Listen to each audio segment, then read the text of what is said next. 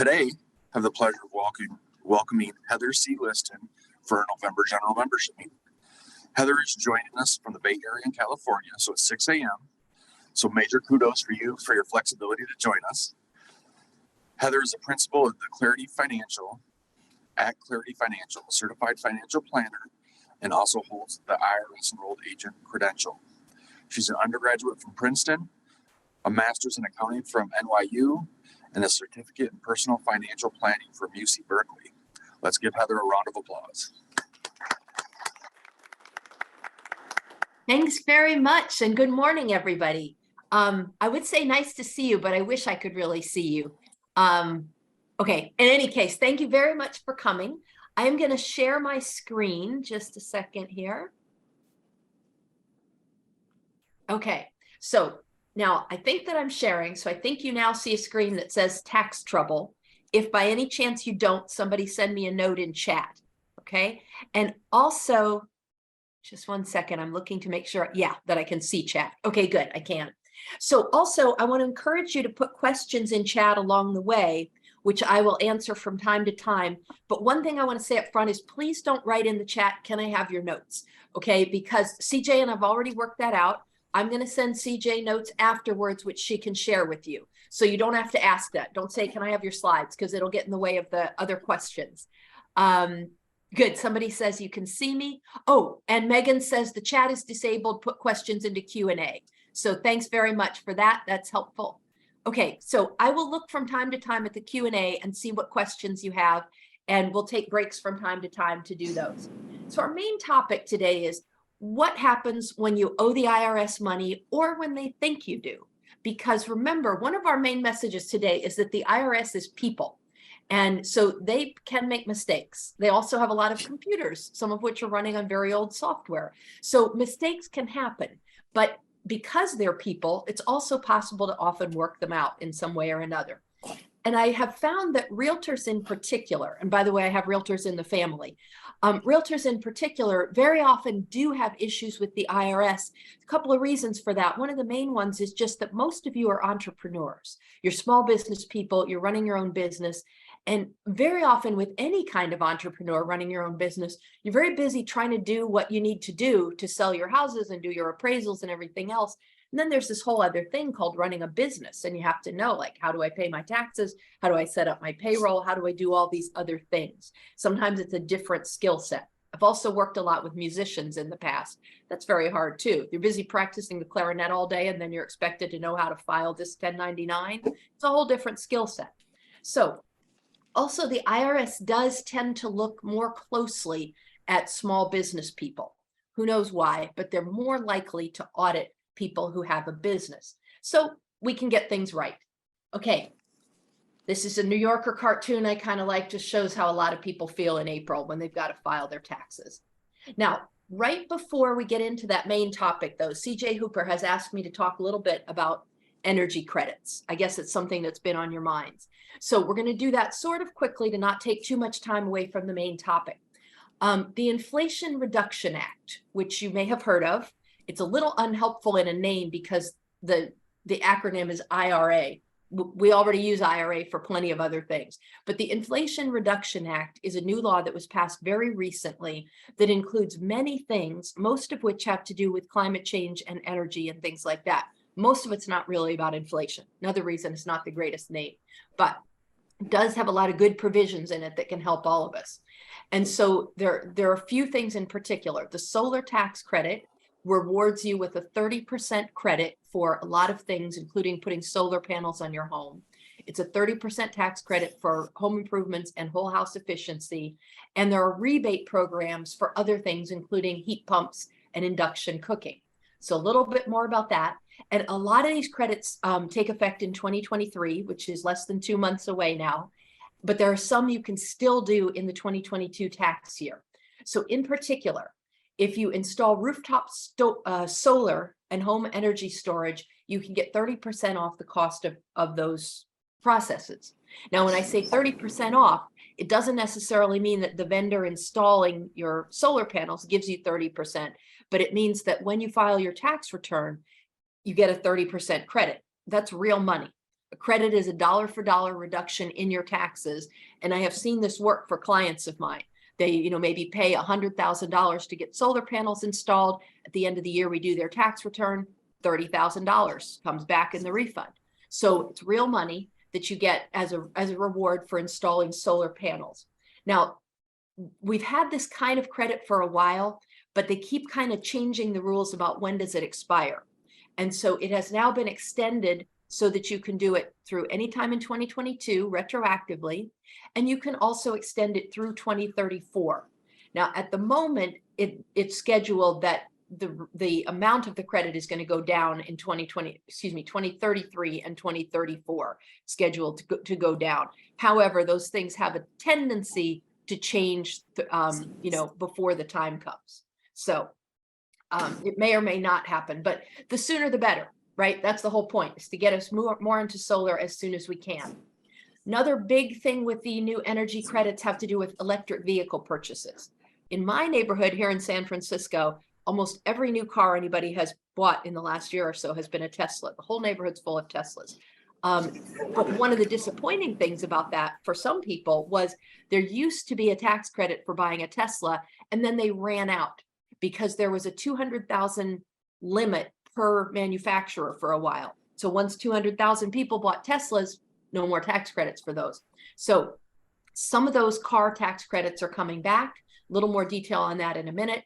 And also heat pump water heaters, you can get a rebate of up to $1,750. And it's 10% for 2022, you get a 10% rebate up to $300. And an upgraded breaker box for an all-electric home, you can get an even bigger rebate. Little more about cars. So this is something I copied out of Forbes magazine. I do try to always put my sources so that if you say, well, where'd she make that up from? Okay, so before the Inflation Reduction Act, the electric vehicle tax credits were about to expire, and also several places had reached their vehicle sales cap. So, and also there were no incentives for commercial electric vehicles, like you may have read about the new Tesla pickup trucks, things like that, or for used electric vehicles, because there was really an encouragement to buy new ones.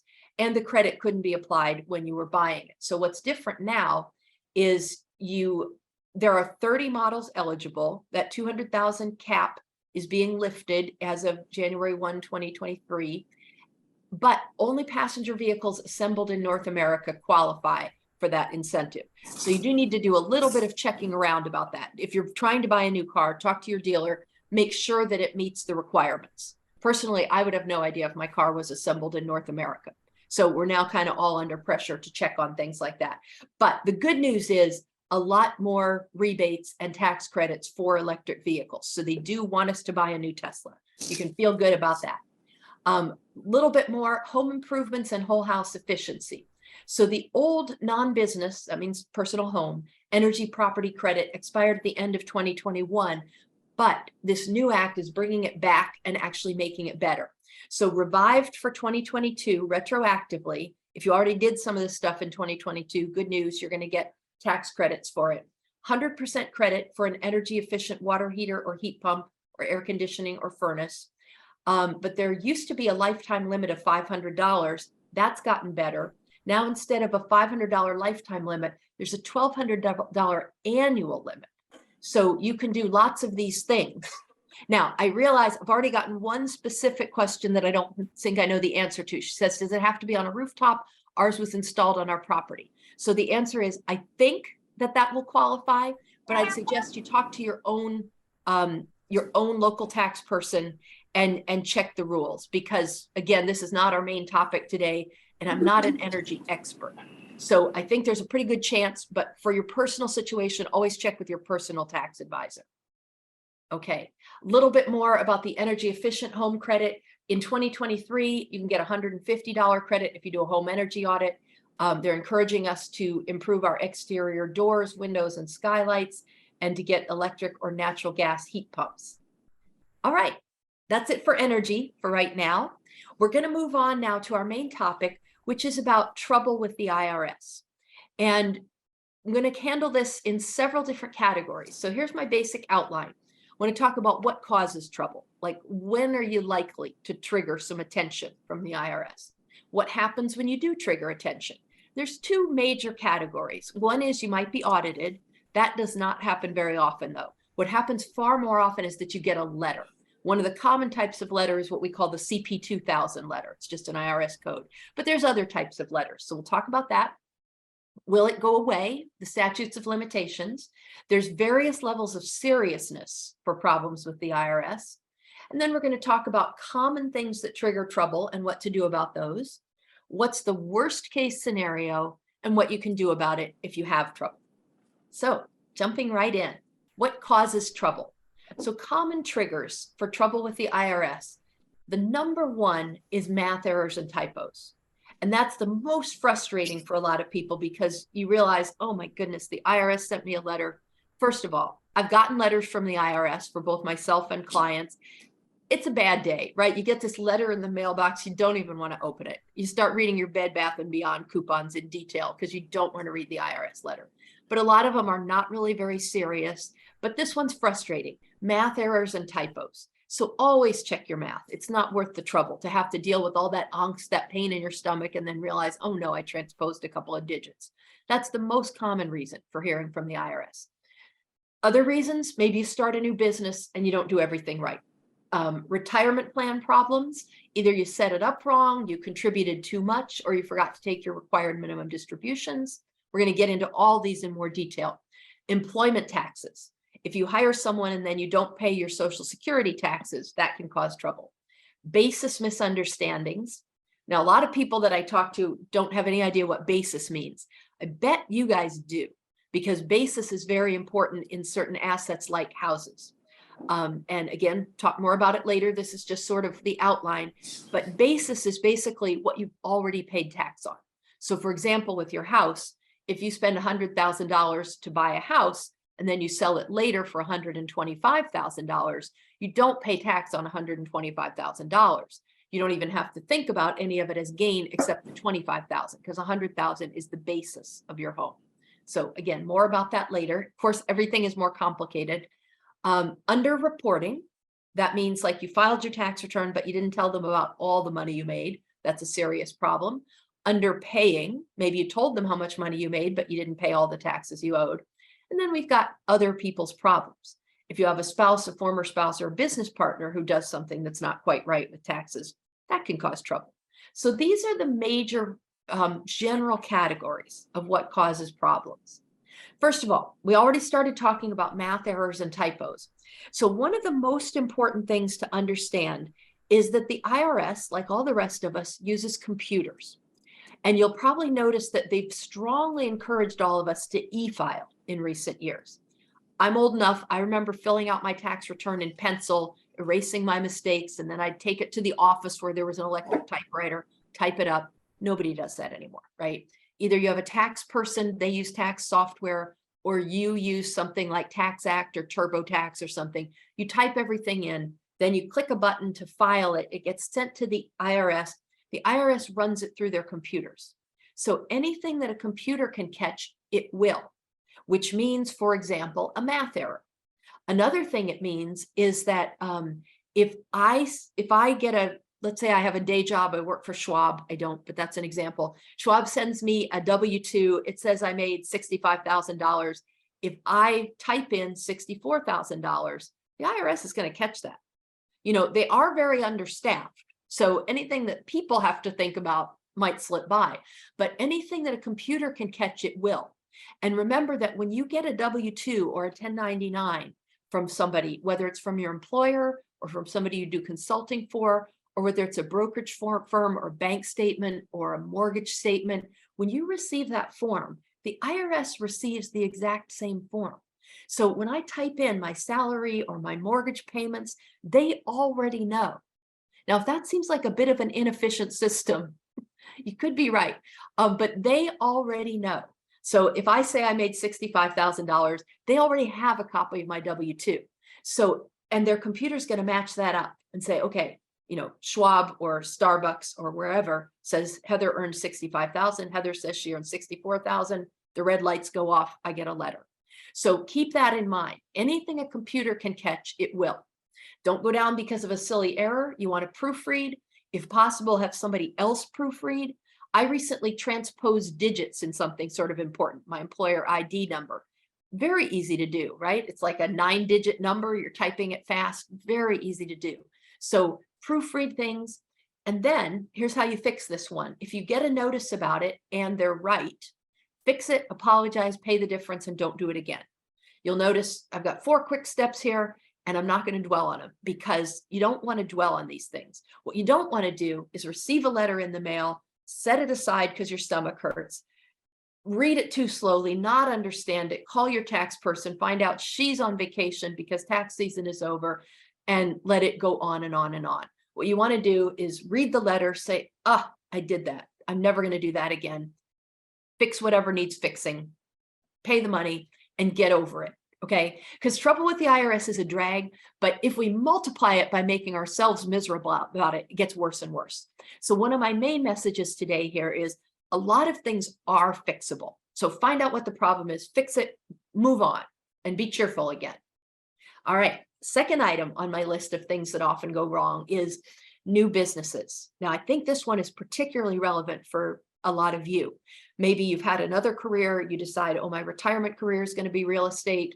Maybe you're young and starting out. Could be any number of reasons, but many, many real estate professionals are small business people running their own business. And there's a lot of things you need to know that you don't necessarily learn along the way. So first thing, know when you are in business. I realize that might sound a little silly, but maybe you've had a job for a long time. All of a sudden, you've got your real estate license, you're selling houses. You are a business person, whether you know it or not. Or let's say it's not quite that big a step. Maybe you're not selling a house yet, but you've become an assistant to an appraiser and she sends you a 1099. As soon as you get a 1099, you're a business person.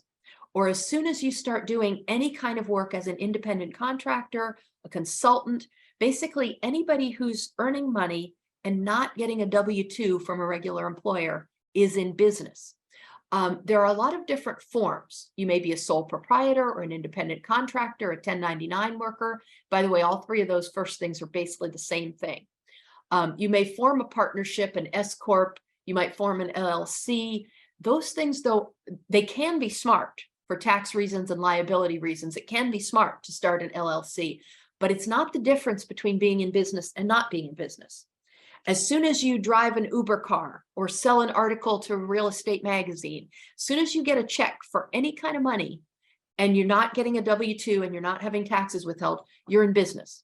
You don't have to wait till you start your LLC. You may be a sole proprietor for your whole career. And by the way, what a sole proprietor means is you're a business person who did not set up one of these other forms, who did not form an S Corp or a partnership. And again, totally fine. One of the main reasons to form an LLC or an S Corp or a partnership, one of the main reasons is for liability. And in your business, liability may be very important. Let's say, something maybe you're fixing up rental houses, somebody gets hurt. You would rather not have them sue you personally, better if they just sue your company. That could be a good reason to set up an LLC. But for tax purposes, they're not that different. For tax purposes, all of these are what we call flow-through entities. That means that if I'm an LLC and my business earns income, that income flows right through to my personal tax return. So for tax purposes, most of these don't vary very much from being a sole proprietor. Ooh, we get our poll question. So I'll be quiet for a second so you can finish your poll question. I want to make sure you get credit. I'm going to peek at the questions. Okay, I hope everybody's answered the poll question. I have to do a lot of continuing ed myself, so I know how important that is.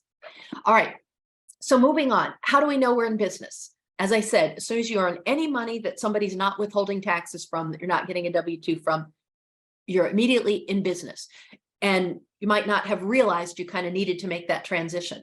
So what else makes you in business? You need to act professional. The IRS has a separate category for hobby versus business. Bad news, if it's your hobby, your expenses are not tax deductible. You still have to report all your income. So here's a little example. Let's say you knit sweaters. Everybody loves your sweaters. Mostly you give them away to family, but you thought, oh, I'm going to sell a few on Etsy or something like that. Any income you receive is taxable income and you have to report it. But if it's a hobby, you don't get to deduct your expenses. So how do you know the difference between a business or a hobby? There's not a fine line for the IRS. It helps a lot if you've earned a net income 3 out of the last 5 years. That makes you seem more like a business person, but that's not a hard line. The main thing is act like a business person. Do what you're supposed to do, act professional, you know, whether it means have a website, set up a business form if you want to, but treat it like a business. So that's true for your real estate business also. Make sure you're acting like a real estate professional. Know the rules, keep good records. In most cases, small business people file a Schedule C with their tax returns. There are a few exceptions. If you're a farmer or you're in the farm business, it's Schedule F. That makes sense for once. Schedule F for farming. And real estate sometimes is on Schedule E. That's a little confusing which things are Schedule E and which are Schedule C. But most business people fill out Schedule C. Now, if you're in business, know the rules, read the instructions, and follow them. If someone else is doing your tax return for you, they're probably going to know how this works. But if you're doing it and you're using TurboTax or something like that, also, it's going to ask you questions about your business. Read the instructions, answer the questions as well as you can, follow all the instructions, report all your expenses. Okay, next big topic, retirement plan problems. RMD failures can be a big problem with the IRS. RMD stands for Required Minimum Distribution. If you turned 70 and a half years old before 12/31 of 2019, you have RMDs. If you were not 70 and a half by then, but you're 72, then you're going to have required minimum distributions from any retirement plans you have. Or you can be any age if you have an inherited IRA. Let's say your grandfather died, left you his IRA. That's very nice, but you have required minimum distributions from that, even though you're not old. So knowing the rules for required minimum distributions are very important, because if you don't take the distributions you're supposed to, there's a 50% penalty for the amount you're supposed to have taken. So let's say, again, your grandfather died, you should have taken $1,000 out of your inherited IRA this year. If you didn't take that $1,000 out, you're supposed to pay a fine of $500. So the penalties for RMD failures are very high. Now, is it fixable? Yeah, it usually is. But you want to be alert. Again, if the IRS sends you a notice and says, hey, we think you should have taken money out of your RMD, you want to respond quickly and get it done. Other retirement plan problems, over contributions. I see this frequently with clients, largely because the contribution rules are quite confusing. So one thing that happened to a client of mine recently is he's married. He and his husband both make good money. One of them actually is a realtor. And so they have, for example, they have adjusted gross income between them of over $200,000. He's been gradually contributing to a Roth IRA for the last couple of years. Well, guess what? You can't do that.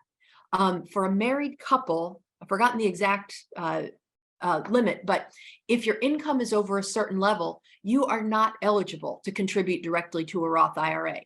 And the limit is even much lower to contribute to a traditional IRA. So make sure you know the limits and don't over contribute. And if you're an employer and you're withholding money from people's paychecks to put into a 401k and you're not reporting it properly, again, that can definitely cause trouble with the IRS. Now, I'm a little suspicious that I'm not seeing anything in Q&A. So I would love to believe it's just because I'm being totally clear, but I also want to make sure everybody's there and that this is making sense. So if there is anything you'd like more info on, go ahead and put a note in Q&A. It'll let me know you're alive, which I do appreciate, by the way. Okay, so just moving along here, underreporting and underpaying. I think this is an interesting topic because it's one of many things that is not exactly what you might expect. Like, it's painful to pay taxes, right? And it can be difficult. Like, maybe you're not entirely liquid. Oh, good, we got a question. Oh, good, thanks, Nancy. At least I know you're out there. And I love that people are not stuck. Oh, and thank you. Someone looked it up and said 140,000 is the single person income limit for Roth IRA contribution in Michigan. Ah, interesting. I think for a single person, it's 144, I think. It's different for married people. It's higher for married people. In any case, it's easy to check. I would check it, sorry, but I'd have to stop sharing for a minute. Oh, somebody says I have a SEP IRA. Is this something you'd recommend? Okay, now I'm getting lots of questions. Thank you for letting me know you're alive. Oh, and somebody says, can I discuss the benefits of using a Roth conversion?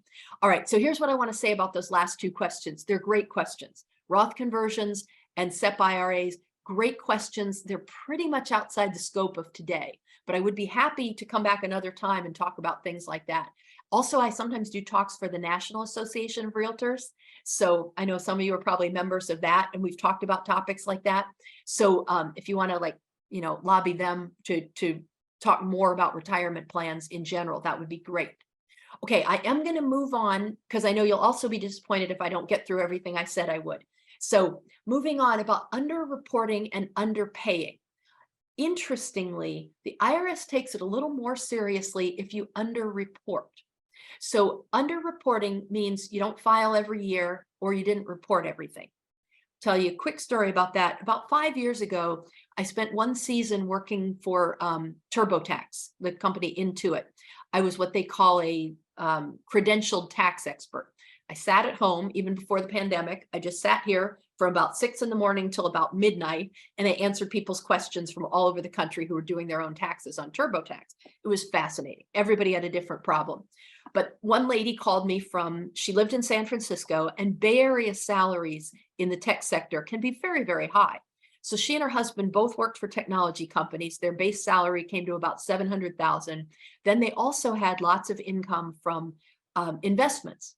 And so she said they had filled out all their TurboTax stuff. They were ready to file. They got one more statement from Merrill Lynch showing about $2,000 in interest and dividends from Merrill Lynch investments.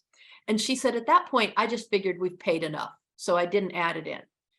Big surprise, she got a letter from the IRS because, as I said, the IRS already knows everything that's been reported to you on a statement. They got a copy of that statement. So Merrill Lynch told the IRS this San Francisco couple made X dollars in dividends and interest. Immediately, she has a problem. So her saying, oh, I thought we've paid enough. No, you don't get to say that. You have to report absolutely every source of income. That's the law. So you have to report everything, and you also have to file every year. So then there's also this problem, underpaying. So maybe you either didn't pay enough at the end of the year, or you didn't pay enough withholding and estimated taxes along the way. Those can be an issue. But again, I want to stress that underreporting or not reporting is a pretty large problem. The penalties for not reporting, so the penalties for not filing a tax return every year, are about 5 times as high as the penalty for not paying as much as you are supposed to on time.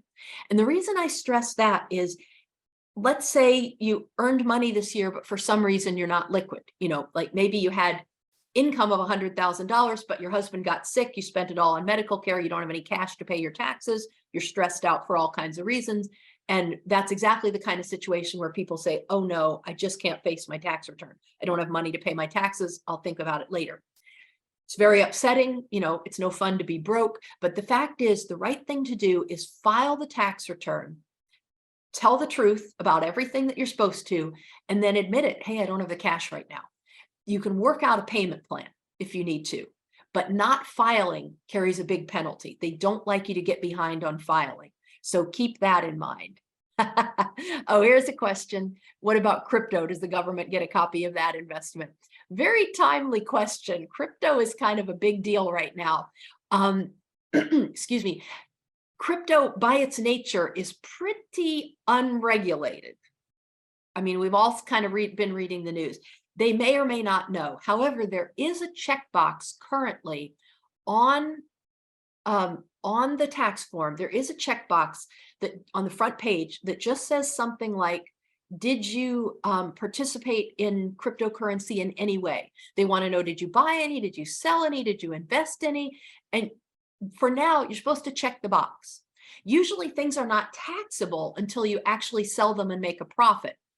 It's likely right now, if you hold crypto, you probably have a loss, but none of that is really the issue with that checkbox. Right now, you just got to check the box if you dealt in crypto at all.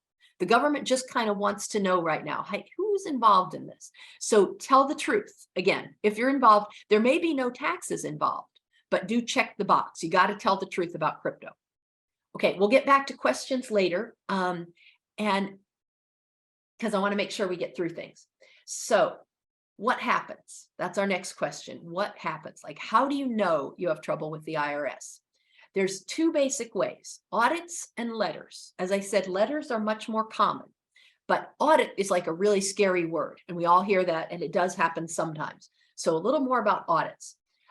This is an article from a magazine called Financial Planning, has an online financialplanning.com. And from 2018, they said the number of tax returns examined drops every year to the point where at that point in 2018, they were auditing less than 0.5% of all tax returns. That went down in 2019. It went down the next few years as well, although my statistics are not as up to date. It did continue to go down. The IRS does finally have a bit of a budget increase where they're trying to hire some people so they can look at more tax returns. So, and if that seems upsetting to you, by the way, it shouldn't, because you and I are telling the truth. We're honest. We're also not fabulously wealthy. And a lot of what has been neglected over the years is the fabulously wealthy have not been audited. So don't necessarily squirm and be upset when you hear that there's going to be more IRS agents on the job. Ideally, they're going to audit those billionaires who are not paying taxes, and that's going to take some of the pressure off of us working people. So that could be good. But for now, the number of people who have been audited has gone down very, very low. This is a picture of audits from 2010 just to 2017. You'll notice very downward. Now, what has gone up is matching notices. That's another word for those letters I'm talking about. And the matching notice in particular is the one called the CP 2000. That's the one where it says, hey, Merrill Lynch says we paid you $10 in dividends and you didn't report that to $10. Those statements don't match. So those have gone up. That's something, again, that a computer can do. It's much more efficient and it's kind of easy to fix on both sides. So those have increased. Now, some buts. Although audit rates did go down, audit rate is higher for business owners, which again, I know that includes a lot of you business owners. People with Schedule C businesses, that's people who are sole proprietors and usually LLCs and S-Corps, you fill out a Schedule C. And if you have made more than $25,000 in gross receipts, that's before you deduct expenses, you're a little bit more likely to be audited than other people. If you make more than $100,000 in net income from your business, or if it's cash intensive, this kind of makes sense, right? If you're running a bar and everybody's paying you cash or a taxi or something like that, you're a little more likely to be audited.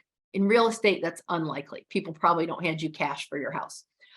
Or if you have a Schedule C business and you're showing a lot of losses, you're a little more likely to be audited.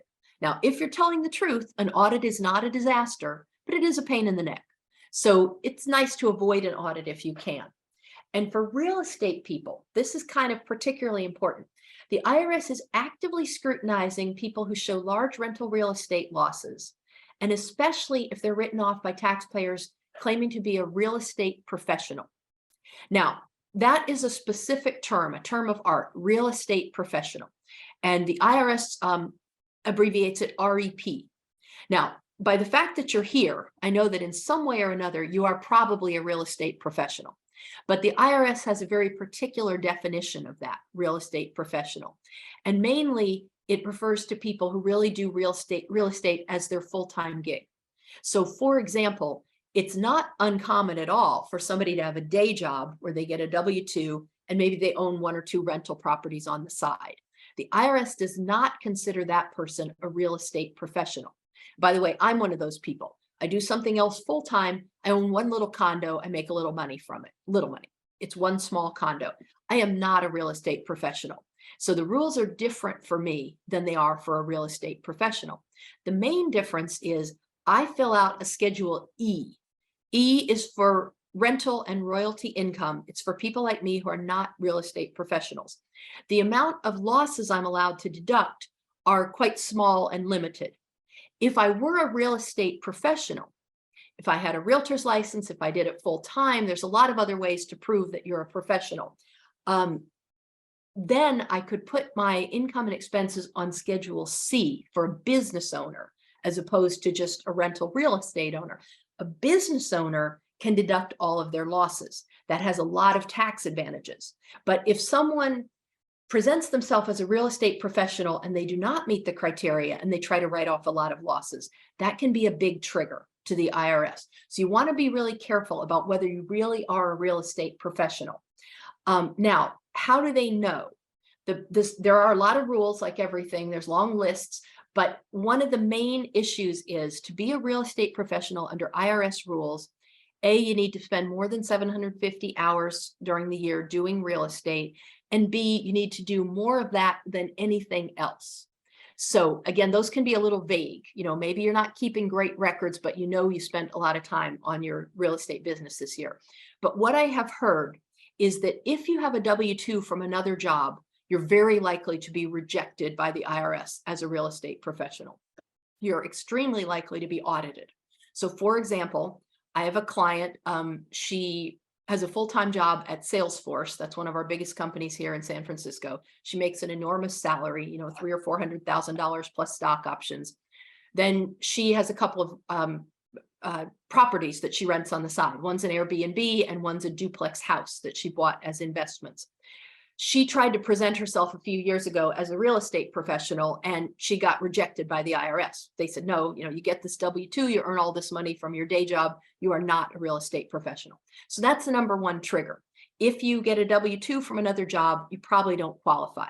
Now, again, you still get to, you know, you still have to fill out all the information about your rental properties or whatever else you're doing, but you want to make sure whether you're meeting those rules. Now, I see some more questions come in. We'll take a second here to see how relevant they are. Somebody says, if you get audited once, are you more likely to get audited again in subsequent years? I think the answer is yes, which is one reason we really want to stay under the radar. Now, the reason I say I think is there's a lot of things that, you know, the IRS would kind of rather we're not too sure about. You know, they don't really want us to know how their algorithms work. But yeah, I do think that once you're on their radar, you may stay on the radar for a while. So that's why we want to make sure we do things right, including all the easy things, like file every year, even if you don't have enough money to pay, always file, always report everything, always check your math, stay under the radar. Let's see, somebody says, how would you know about under or over reporting before the end of the year? Let's see, under reporting means you didn't report all of the stuff, all the money you made, you know. So what you want to do is early in the year, companies, any company you work for and any place you invest, they are required to send you statements by the end of the year. And by the end of the year, I mean after the end of the year, by at least mid-February. Most of them they're required to report to you by January. So wait till you, till you catch up and you get all of those statements and then report everything. Now, another thing that sometimes happens, this has happened to a few of my clients, maybe they think they have all their information. We file their tax return in February or March or something like that.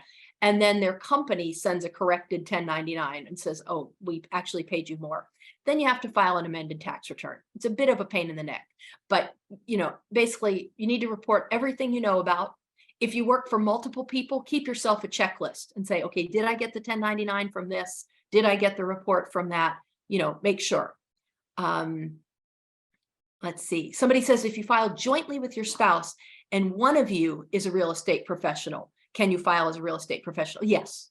Yeah, you qualify as long as one of you qualifies. Okay, and again, I'm getting some specific questions about retirement plans, which I'm not going to answer because it's really another whole big topic and it's not what we're doing today. It is important, but maybe another time. Okay, so moving on, how to avoid problems. Again, I'm going to repeat myself sometimes because some of these things are super important. Know what information the IRS already has. Remember that anything a computer can check, it will.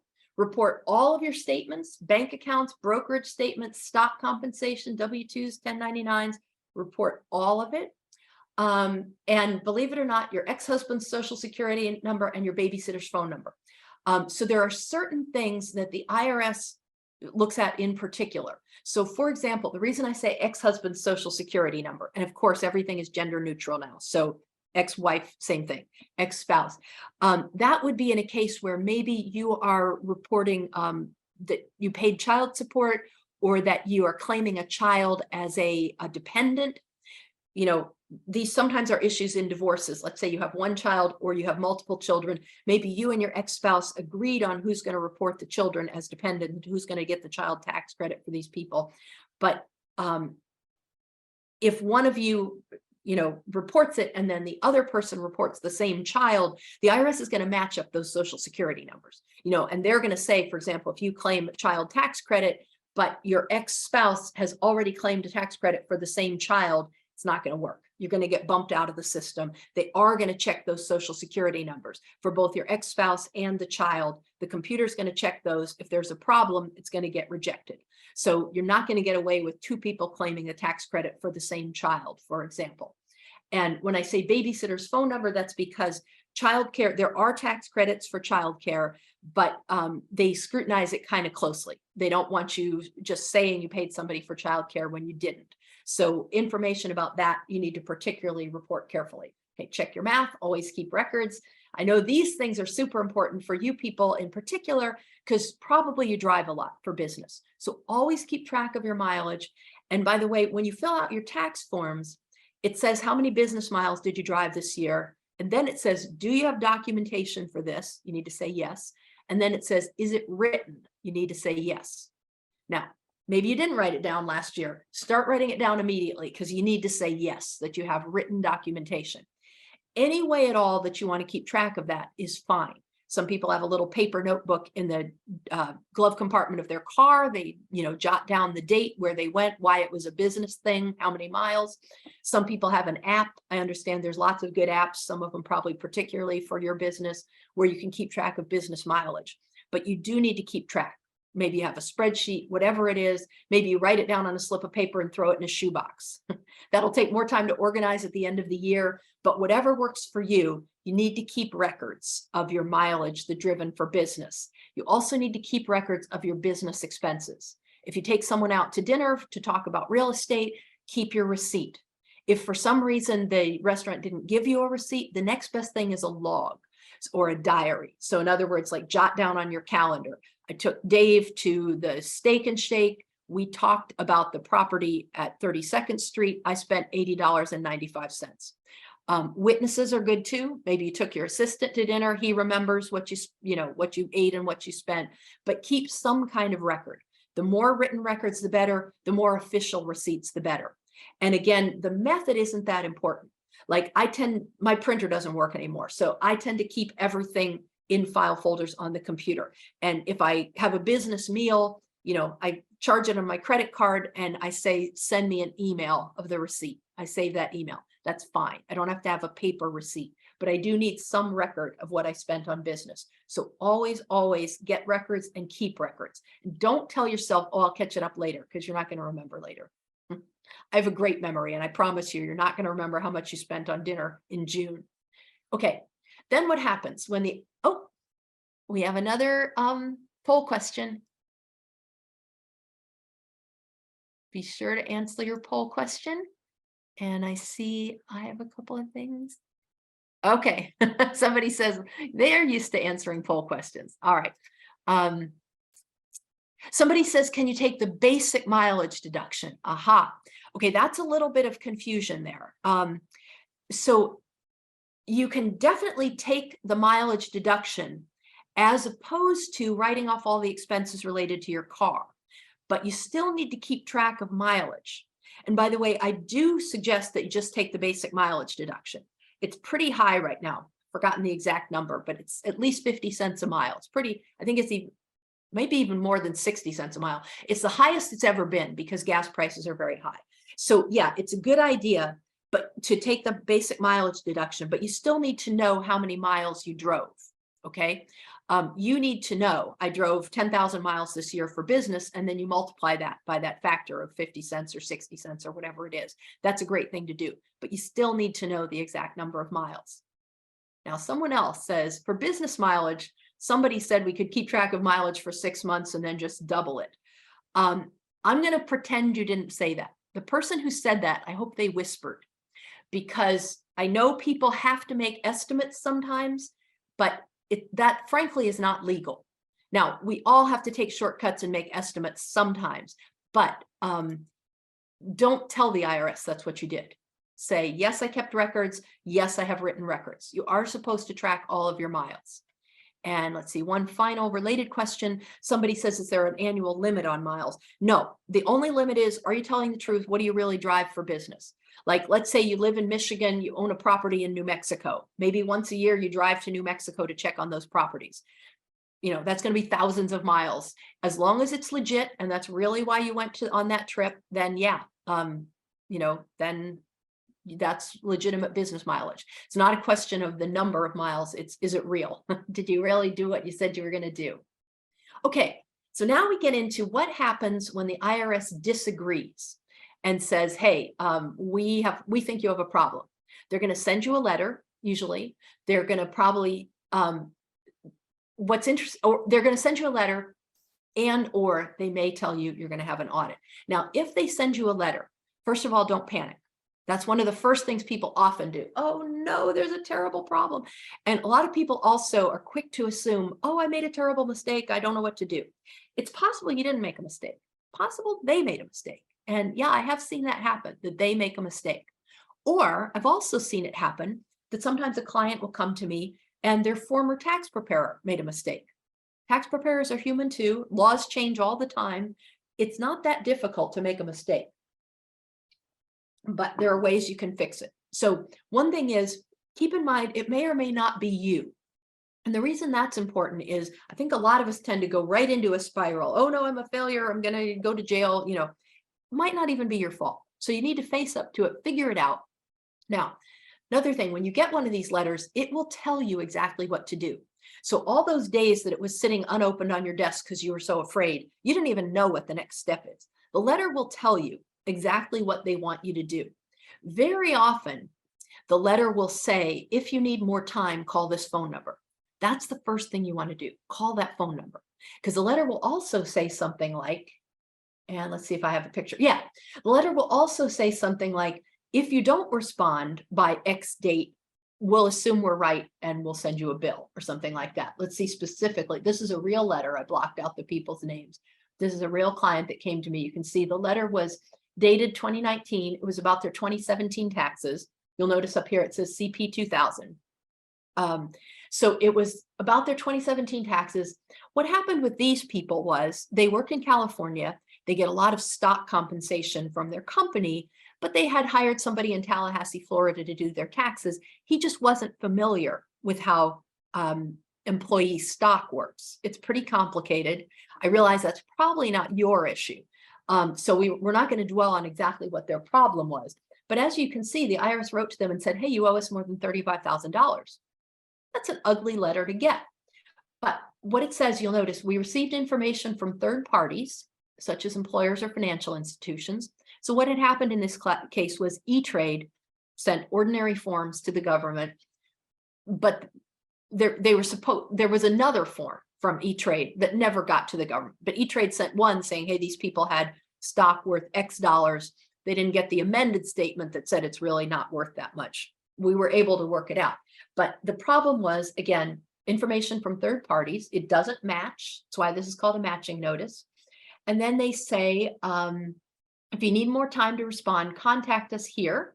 That's the first thing you do. You call that number and say, I need more time to respond, because it could take some time to work it out. And also you wasted a few days not opening the letter, right? And you got to call this tax person probably to get help. Maybe you could do it yourself.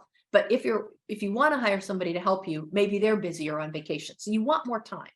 And then you'll notice if you agree, because sometimes they are right, and you just say, oh yeah, darn it. You need to complete, sign, and date it. Both spouses need to sign. You don't have to file an amended return. You just go ahead and sign it, date it, and mail in the money. So that's how you solve it if you do agree that they were right. If you don't agree, you'll notice again, it tells you exactly what to do. Complete the response form on page 13, send it with a signed statement explaining your disagreement, yada, yada. So the reason I dwell on the small print here is very often people get a letter from the IRS and they just go blank and they call me and say, I don't know what to do. And then I get to act like a psychic. I'm saying, well, I think we should do this. I think we should call this phone number. I think we should look at page 13. In other words, it really tells you what you need to do if you can be calm enough to sort of read it and follow the instruction. So the first thing is call the phone number, ask for more time. Second thing is read it carefully, see if you agree. And in this particular case, what happened was complicated, that whole stock thing. It does get complicated. So in this particular case, I think these people were right to call me and say, let's work this out together, because they didn't know why on earth they might owe $35,000. In some cases, it's not that complicated. In some cases, they're just, oh, I forgot to report my Merrill Lynch dividends. Silly me, let me fill out page 13, sign the form, pay the money. But read it, figure out what you need to do, and figure out if you want to ask for more help. Now, I am going to ask a question of our organizers, because I see we're all, well, I haven't been talking for an hour, but we're almost an hour into your meeting, and I want to make sure that I'm pacing this correctly. So if one of the organizers would let me know what time ideally you would like me to stop talking, that would be great. I'll look for that in chat. All right, next question, will it go away? So, that head in the sand approach is something a lot of people take. Well, maybe if I don't answer, they'll forget about it. Sometimes some things do get forgotten about, but usually not. So what is the statute of limitations? Excuse me 1 second. Somebody says 10:15. Okay, good. That's very helpful. So we got about 20 minutes left. All right. The IRS has 3 years from the time you file to audit your return if it expects a good faith error, like, oh, I forgot to report a dividend. They have 3 years to audit me. However, Michigan, states vary for state taxes. So in Michigan, they have up to 6 years. So don't forget about that.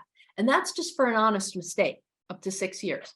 The IRS also has 6 years if they think you underreported your gross income by 25% or more. So any kind of big mistakes, longer time. And this one's important. In the case of fraud, there is no statute of limitations. They can investigate your whole tax return, not just the part that they think might have been fraudulent. And again, no statute of limitations on fraud and no statute of limitations regarding failure to file your return. So remember I said earlier that not filing is actually taken more seriously than not paying.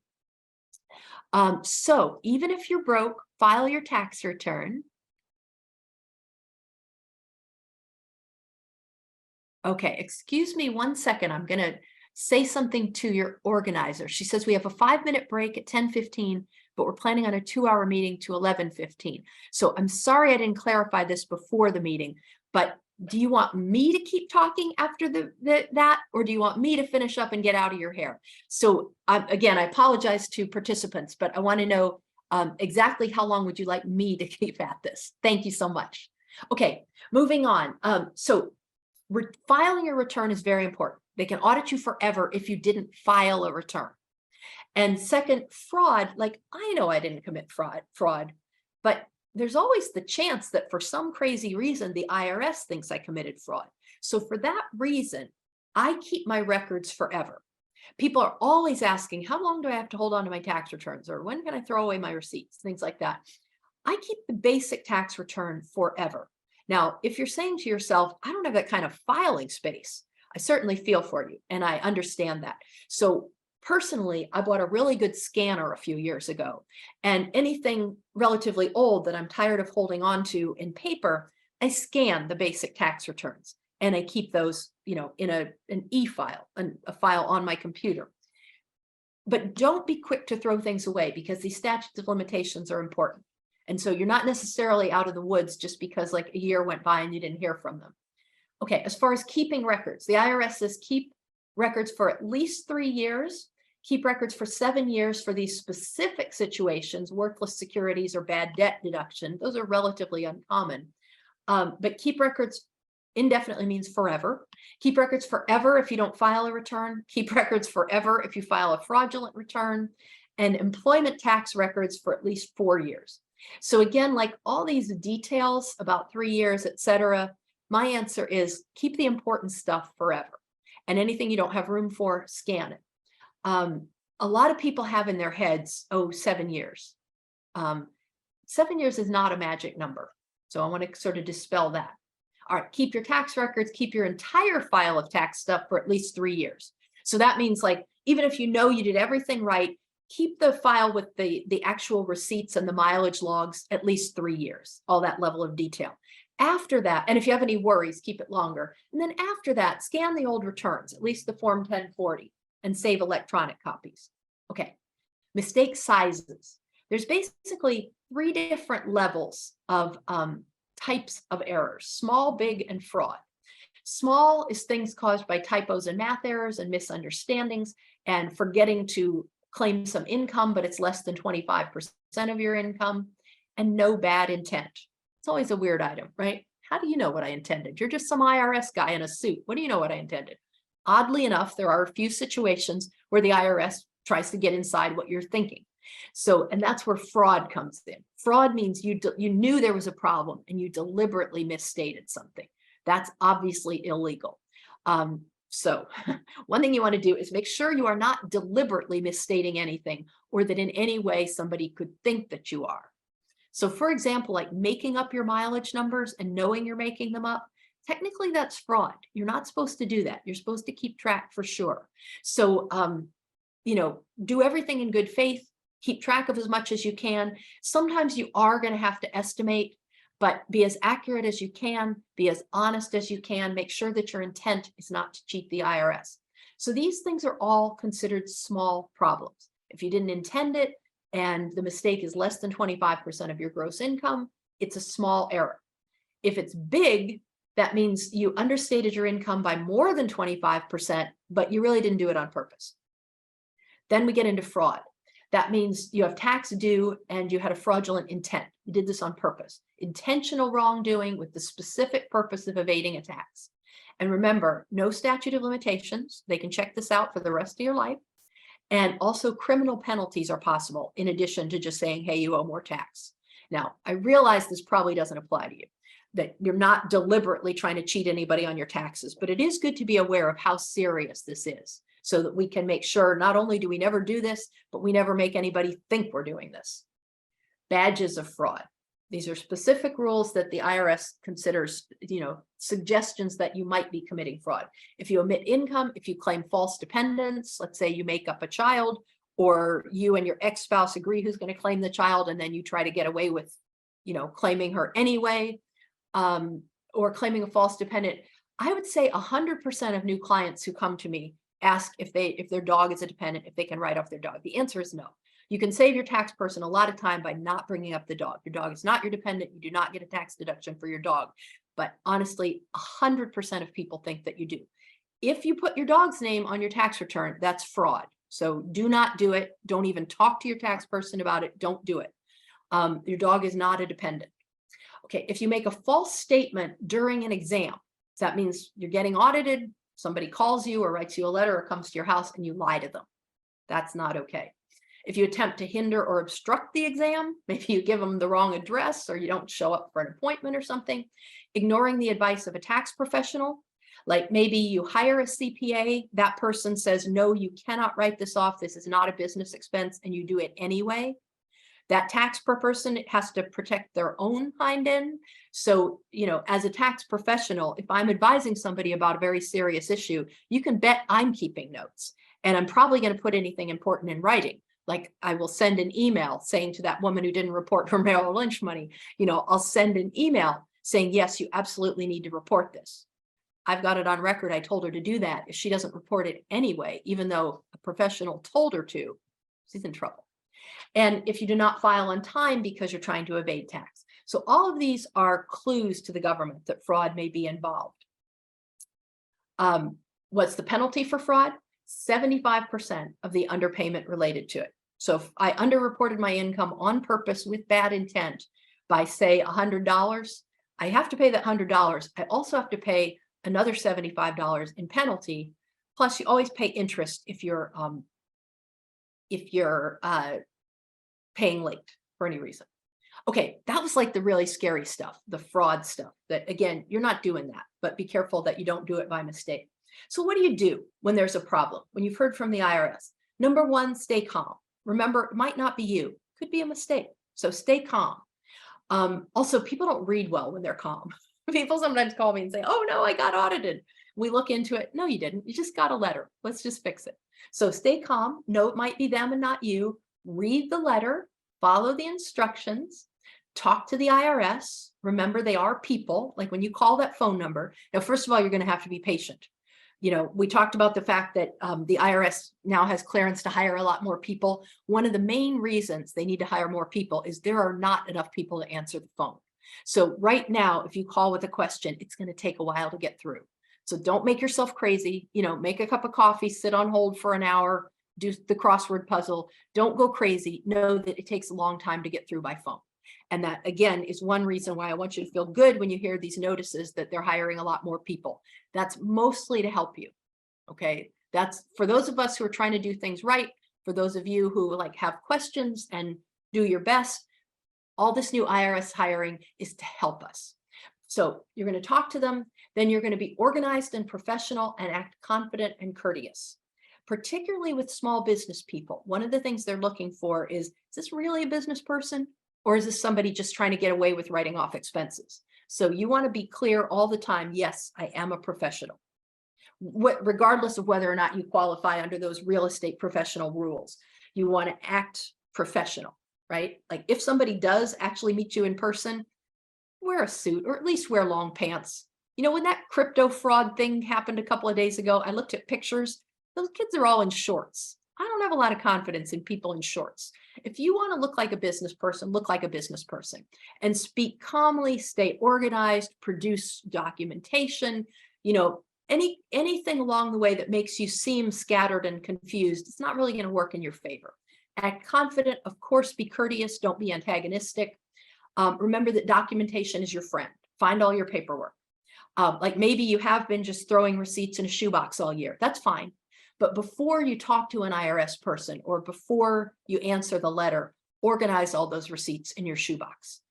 You know, do whatever it takes to get organized, know where your paperwork is, you know, be aware that you might have to answer questions. And the more calm and sensible you sound, less panicked you sound, the better it's going to go.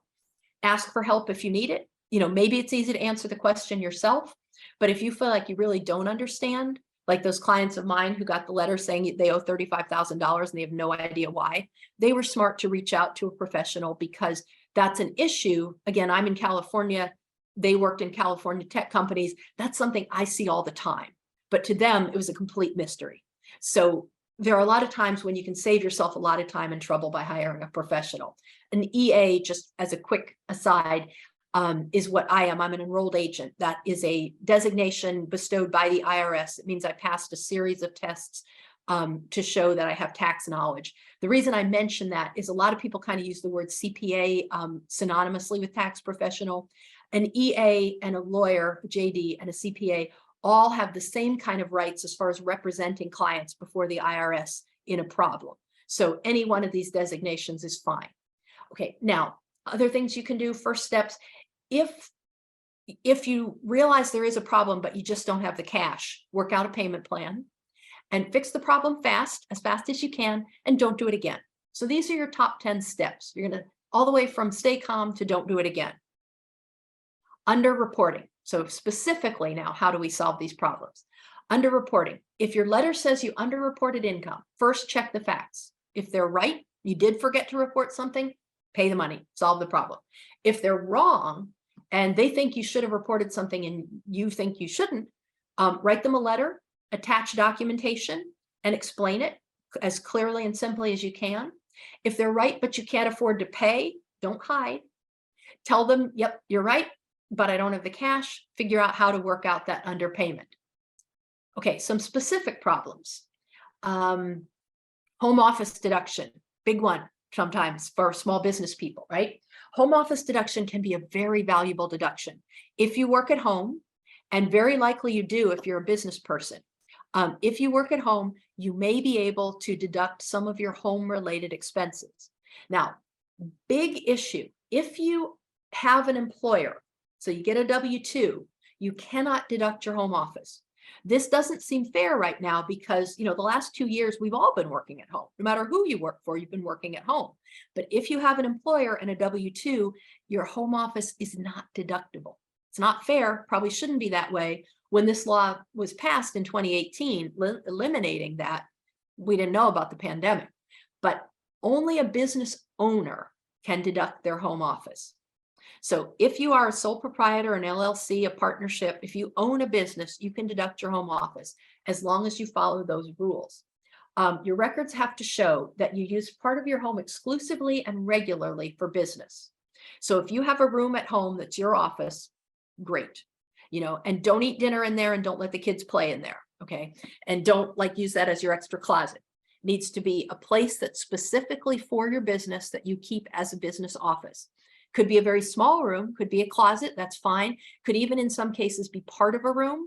Maybe, half your living room is set aside, but it needs to be exclusively and regularly used for your business. And it needs to be either your main place of business or a place where you deal with clients and customers regularly. So if you meet those rules, then the home office deduction is very helpful. If by any chance you're questioned, and you might be, because home offices are kind of an audit trigger. Although I'll tell you also, I've claimed a home office for probably 30 years. I've never been audited personally. I follow the rules, I do it right. I have a home office, I do work for myself. It's all cool. So don't be afraid to do it if you qualify, but do be aware that you need to follow the rules. So if by any chance you get audited, clean it up, make sure it's a dedicated office, make sure you're really in business. That means you're not an employee of somebody else and you're not just doing a hobby. Organize everything, be clear about what you spent and why it was relevant. So home office expenses, for example, could include a part of your rent or a part of your mortgage interest, definitely a part of your utilities. Let's say you have a 10-room house, one room is your office and you pay $1,000 a year for heating. $100 of that is a business expense for your home office. You just divide the percentages. So that's the home office. Basis misunderstandings. Basis misunderstandings can happen with a lot of things. Real estate in particular is what I know you're concerned with. So for your personal residence or rental real estate, you really need to know the basis. Basis is essentially what you've already paid tax on. Often that's the purchase price, but more technically, it's the purchase price minus selling expenses plus capital improvements minus depreciation. This is a little technical given that we're running out of time anyway, but if you are in the business of buying and selling real estate, you probably want to talk with a tax professional about specifically how this works for you. Or if you're in the rental business, also very important if you're renting apartments in any way or renting homes, because that's when depreciation comes in. Your personal residence, you do not depreciate. Depreciation is only for business properties. But your personal residence, your basis will be the purchase price plus capital improvements. So let's say you paid $100,000 for your house years ago, you're selling it for $1 million now. You got a $900,000 capital gain in there, right? The first 250 doesn't even count. First 250 of capital gains on your personal residence doesn't count. If you're married, the first 500 doesn't count. But in my example, you've still got a big capital gain. But let's look at that. Your basis was $100,000 because that's what you paid for the house years ago. But if you put in a new screened porch and you put in a new garage and you updated the solar panels, yada, yada, the money you have poured into the house over the years gets added to your basis. So that's why you want to keep track of that. Excuse me a second while I look at some questions. Okay. So in 2 minutes, we're going to take a 5-minute break. Good to know. And then I'm going to come back. That's also good to know. So I'm going to have more time to answer questions. That's nice. Okay, so I'll just try to finish up the basis part so then you can take your break. So let's see. Basis. Yeah, this is important. You might be the only person who knows the basis in your real estate. So for example, let's say your mother bought this house 40 years ago and she didn't keep the records. We didn't have scanning back then. Maybe the real estate documents got burned up in a fire or she didn't know it was important to keep. So maybe there's no way to really prove what the basis in your real estate was. If you can't prove the basis, the IRS assumes it's zero. So you need to keep as good records as you can. In that example where, the original real estate sales documents burned up in a fire, try to recreate it however you can. Maybe you or your mother or whoever bought the house, maybe you have a check showing what you paid to somebody. Try to recreate that and keep good records. Always keep good records of any capital improvements you make along the way, because the burden is on you to prove what the basis was in your house. These are other types of basis that don't affect you as much, like company stock. For your personal residence, your basis is the purchase price plus the closing costs plus any major improvements. For rental real estate, it's the purchase price plus all those minus accumulated depreciation. Depreciation can be a little bit of a complicated topic, but again, it refers to only rental properties or business properties. It does not refer to your personal residence. Basis misunderstandings, the way you solve it is if the IRS asks questions, like everything else, you respond immediately, acknowledge the issue, and ask for more time. Gather up all your documents and records, and then, if necessary, you file an amended return or you respond to the IRS letter. Okay. I think I need to be quiet now, so you can take your break.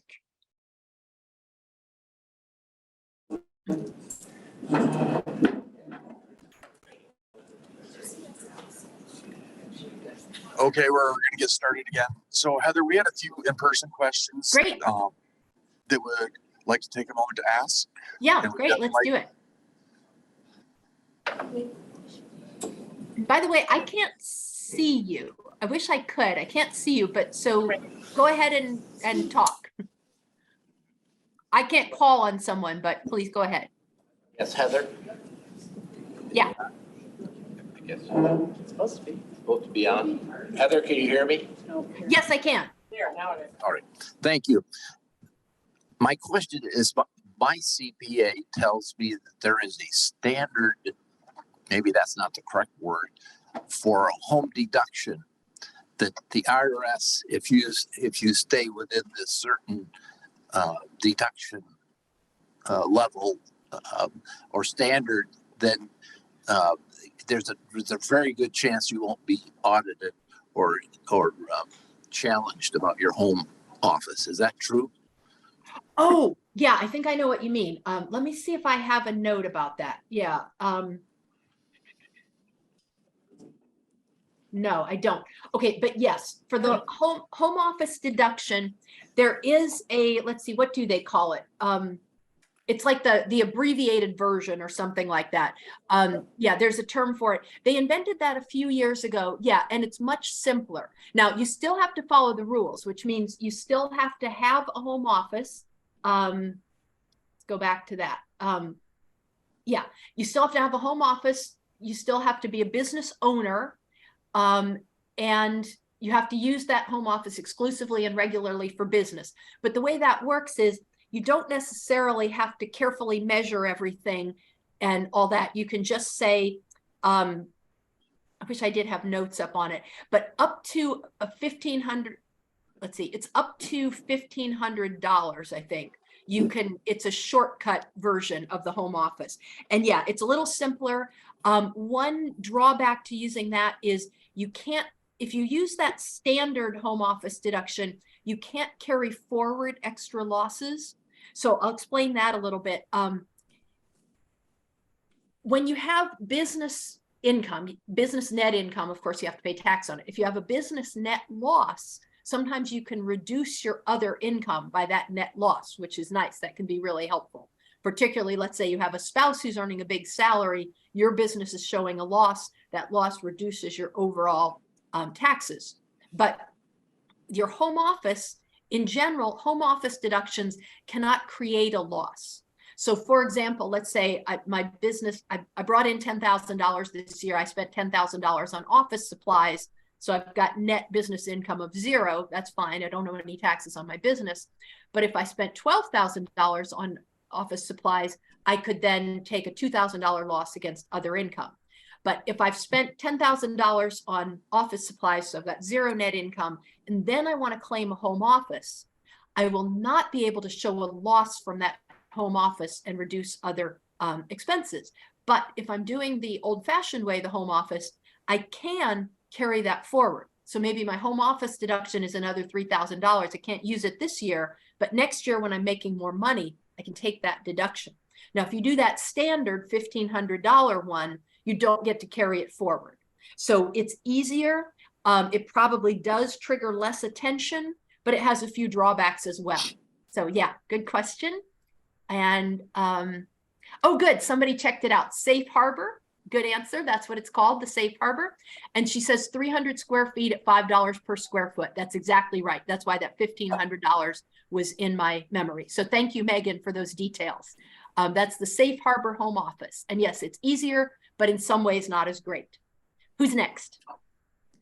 Okay, my question is actually I have two questions. The first one is if you use a specific credit card and you put all of your gas on that credit card, but you don't have the actual receipts, if you got audited, would you be able to just print out your statement and show the gas, like the gas stations where you pumped your gas, if it was all on one credit card? Okay, so first answer to that, it's better than nothing, right? Anything's better than nothing.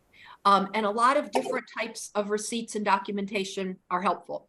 But one issue I want to deal with right away is if you keep track of all those gas expenses, that doesn't prove how many miles you drove. And as we discussed earlier, there's two ways that you can get a deduction for your transportation if you're driving your own car. There's two different ways. One is you can just take the standard mileage deduction. And again, that's something that I wish I checked recently. I'm going to look it up right now. Standard mileage deduction in 2022. It's funny. It popped up for me in India. That's not what we need to know. We'll get that in a second. So taking the standard mileage deduction is usually a great idea. But to do that, you really need to know how many miles you drove. And so just keeping track of your gas expenses is not the same thing. Now, the other way, if you don't want to take the standard mileage deduction, you can deduct actual expenses. But what you need to do for that, it's a lot harder. Like you need to know, what did I, oh good, somebody put it in the chat. I bet somebody looked it up. Thank you. 58 cents for the first half of the year and 62.5 cents for the second half of the year. Thanks again, Megan. So that's the highest it's ever been. That's 62.5 cents per mile. That's pretty good. And it's so much easier than keeping track of your actual expenses. Because if you keep track of actual business expenses for your car, first of all, you need to know, what did you pay for your car? What percentage of time do you use that car for business? It needs to be more than 50% for this really to work. You need to figure the depreciation on your car. You need to know how much do you pay for every oil change, every tire rotation. You need to keep track of everything. It's a lot more work than just saying, hey, I drove 35 miles this year on business. I'm going to deduct 62.5 cents times 35 miles. So again, proving how much you spent on gas isn't really the issue for most people. I highly recommend doing the standard mileage deduction, which means keeping track of miles. Then to go back to kind of your other question, is a credit card statement good enough? The answer is, let's say you were keeping track of something else, like saying, oh, I know this is all business expenses because I only charge my office supplies on this credit card. It's better than nothing. It would be better to have the actual receipts from each time you bought something. Did you say you had more questions? The same person? I think you answered my other question with the standard mileage deduction, but I was under, I had the opportunity this year to pay off my vehicle. Good. And I was wondering, is it better to pay it off in a lump sum, or is it better to keep those payments as a write-off? But if you're using the standard mileage deduction, I don't think it really matters. Correct. It doesn't matter. Okay. Yeah. Okay, who's next in real life?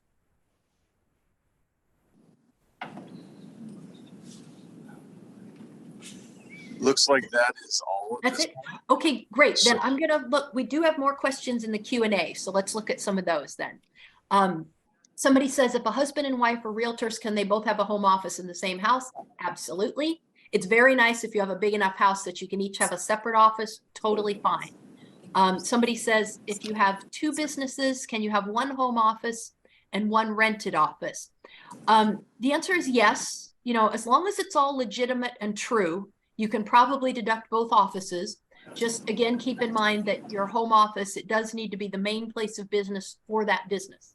Doesn't need to be a full-time business, but it does need to be your full-time, does need to be that office is where you do that business. But yeah, having two separate offices, fine. Let's see, this one looks long. In person. I'm sorry, what? Do you have another question in person? Oh, okay, go ahead. Did you hear me? Can you hear me? No. No. Is it? Can you hear me? Yes. Sorry. So I had a company send me a W-9 for, it should have been $1,800, but it was they sent it for $180,000. $180,000? I know. Oh, And then they no. submitted it twice, so it looked like it was 360,000. And the IRS caught it, of course. Of course. So if and actually, I think, how do you catch something like that ahead of time before or send it? I mean, because it was a company, obviously, we deal with third parties, so I have no idea where it originated from. Yeah. Okay, so that's a really great example of a serious problem, something you got to fix, but it's not your fault. So at least it saves you all that guilt and fear, right? It's not your fault, but you do have to solve it. So I would immediately contact the company that issued the thing in error because they have to fix it. But I would also immediately contact the IRS. Now, did you get a letter from the IRS saying, hey, you owe us taxes on $360,000? Yes. You did. Okay. That in a way, that's good that you got this letter from the IRS, because then you're going to follow those steps we talked about before. You are going to call the phone number that says, I need more time. And then you're going to respond. You know, it does tell you exactly what to do. It'll say, complete the response form and send it with a signed statement.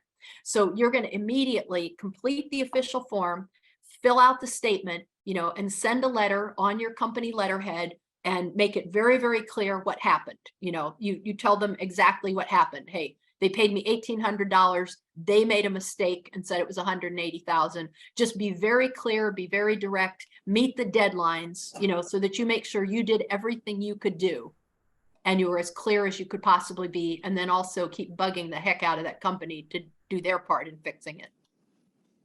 Thank you. Meet the deadlines. Okay, next question I have here is, this is a good question. For personal residence basis, he says, can you draw a distinction between routine maintenance and capital improvements? The reason it's a good question is that's one of those things where the rules are sometimes do get a little fuzzy.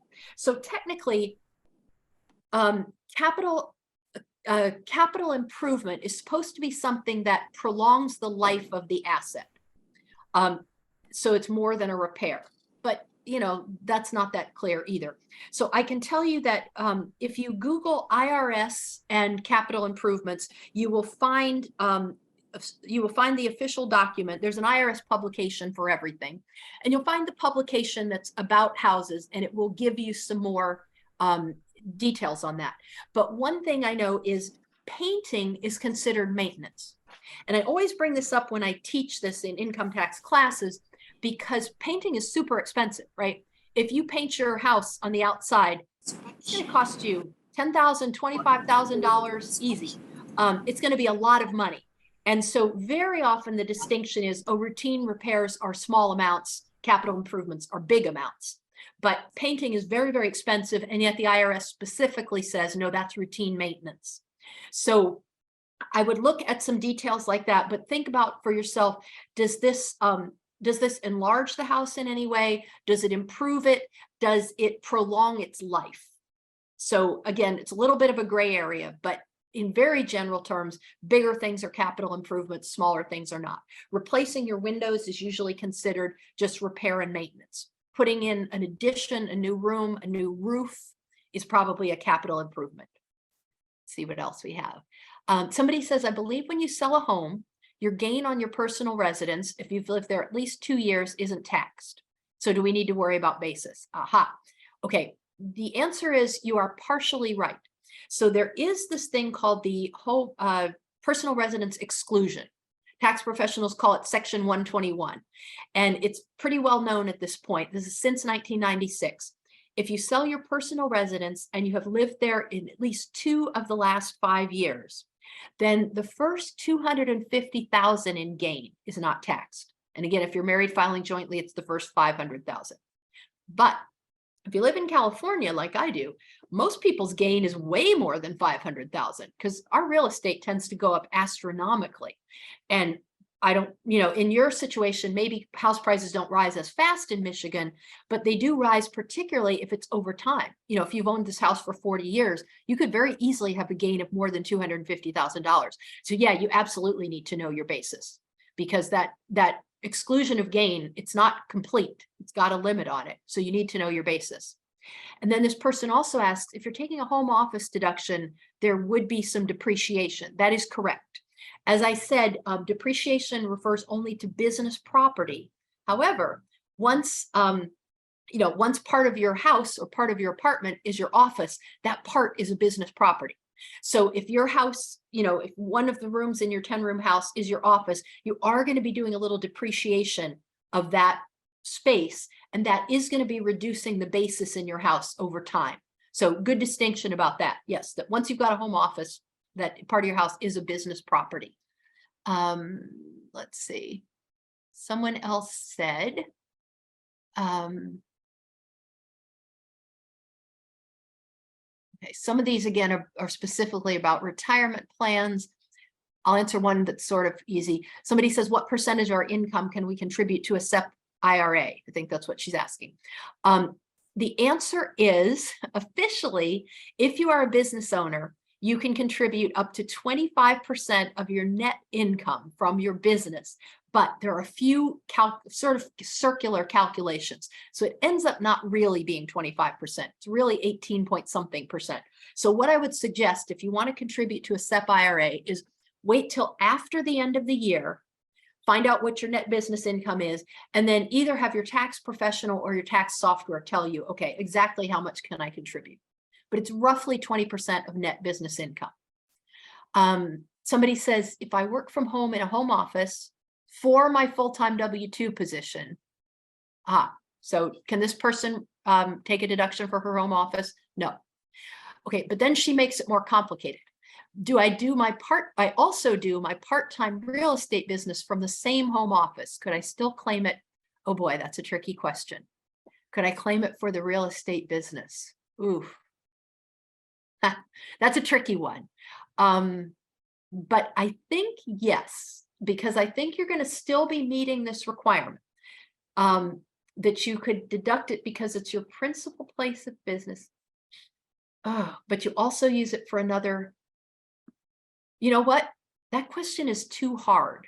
And I'm sorry to say that because it's a reasonable question, given that that's how a lot of people are working right now. They're working at home for a regular day job, and maybe they're doing a part-time business on their own at the same time. So I apologize for not having a really easy answer for that, but I'm going to suggest if you have a tax professional, please take them all the specific facts about that and have them answer that for you, because that gets a little too complicated, and I would hate to make a promise. Let's see, what else is open? Looking through questions we have here.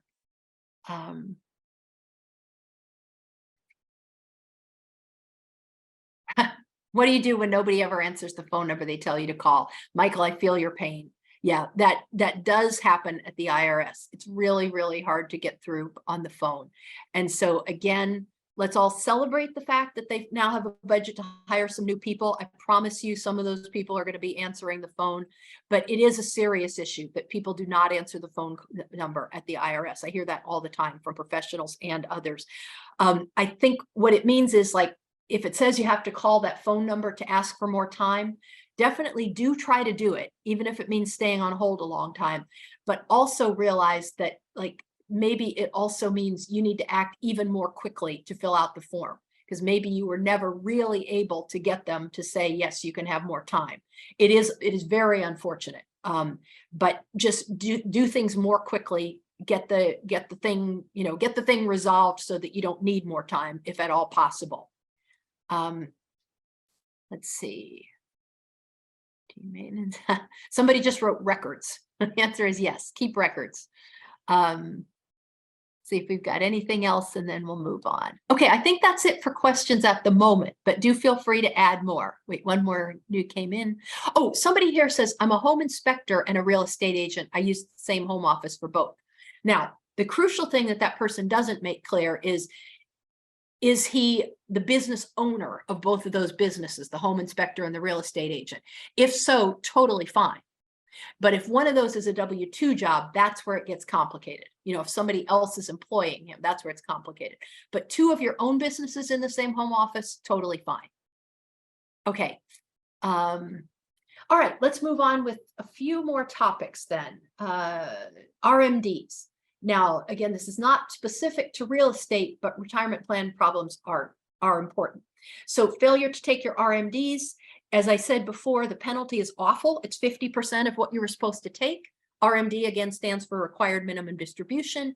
And again, those kick in for most people after you turn 72, or if you're any age at all and you have an inherited IRA, you have to take required minimum distributions each year. So again, that's if you turn 72 after 12/31/2019. Now, inherited IRAs, this is pretty common, and so it's worth looking at.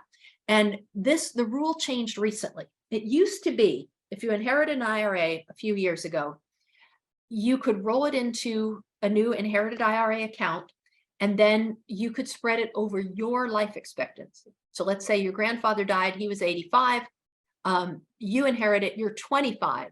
If you followed all the rules properly, you could then start taking that money out. You still had to start in the first year, but you could do it over your relatively very long life expectancy. That changed with the Secure Act of 12/31/2019. So what happens now is you don't necessarily have to take anything in any particular year, but if you inherited an IRA and the person died after January 1st of 2020, you have to get all the money out of there within 10 years. So you can split it into 10 parts, take 1/10 every year, or you can take none of it right now, and at the last minute, 10 years from now, take it all out. So if you have an inherited IRA now, it might be worth working with a financial planner or a tax professional to figure out what works best for you.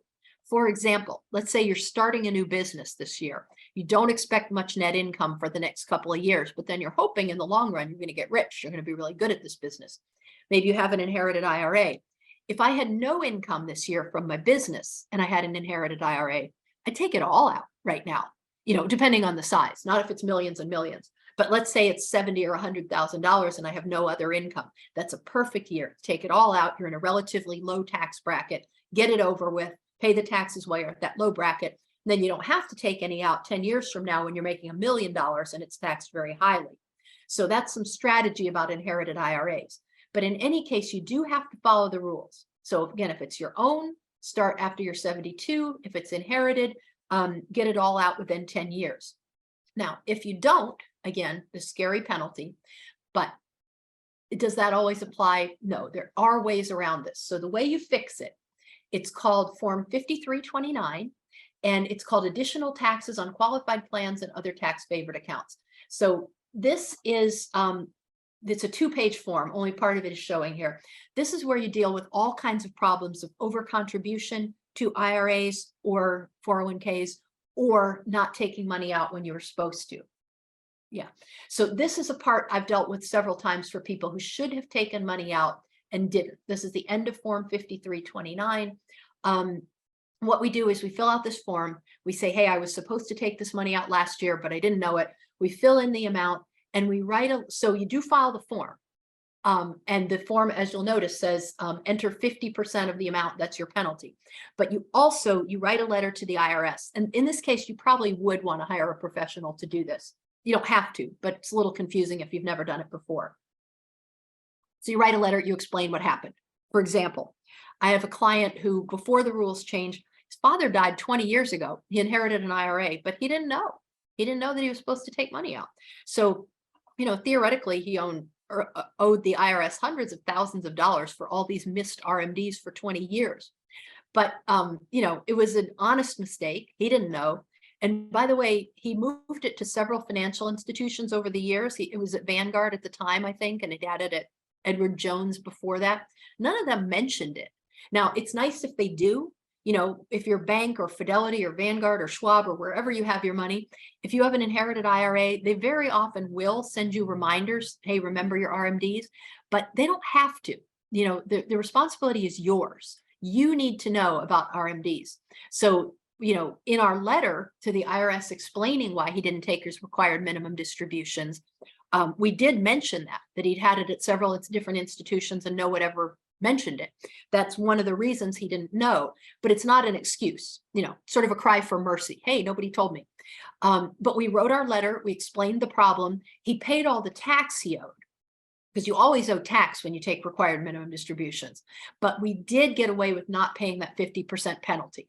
So again, the process with this is, if you get a notice that you missed an RMD and you're in trouble, don't panic. Understand the penalty is serious, but it is pretty common to be able to appeal that and win. Just make sure you follow the steps, you be honest, you do it as fast as possible, and you file Form 5329, and you may be able to get around it. There's the details on that. And then this is one thing where if they don't think you did it fraudulently, 3 years go by without a response, the statute of limitations is over and you're okay. All right, now we're going to get into some more ugly stuff. What's the worst that can happen? And here's 3 ugly words: garnishments, levies, and liens. A garnishment means that the IRS says you owe back taxes, we're going to take it out of your paycheck.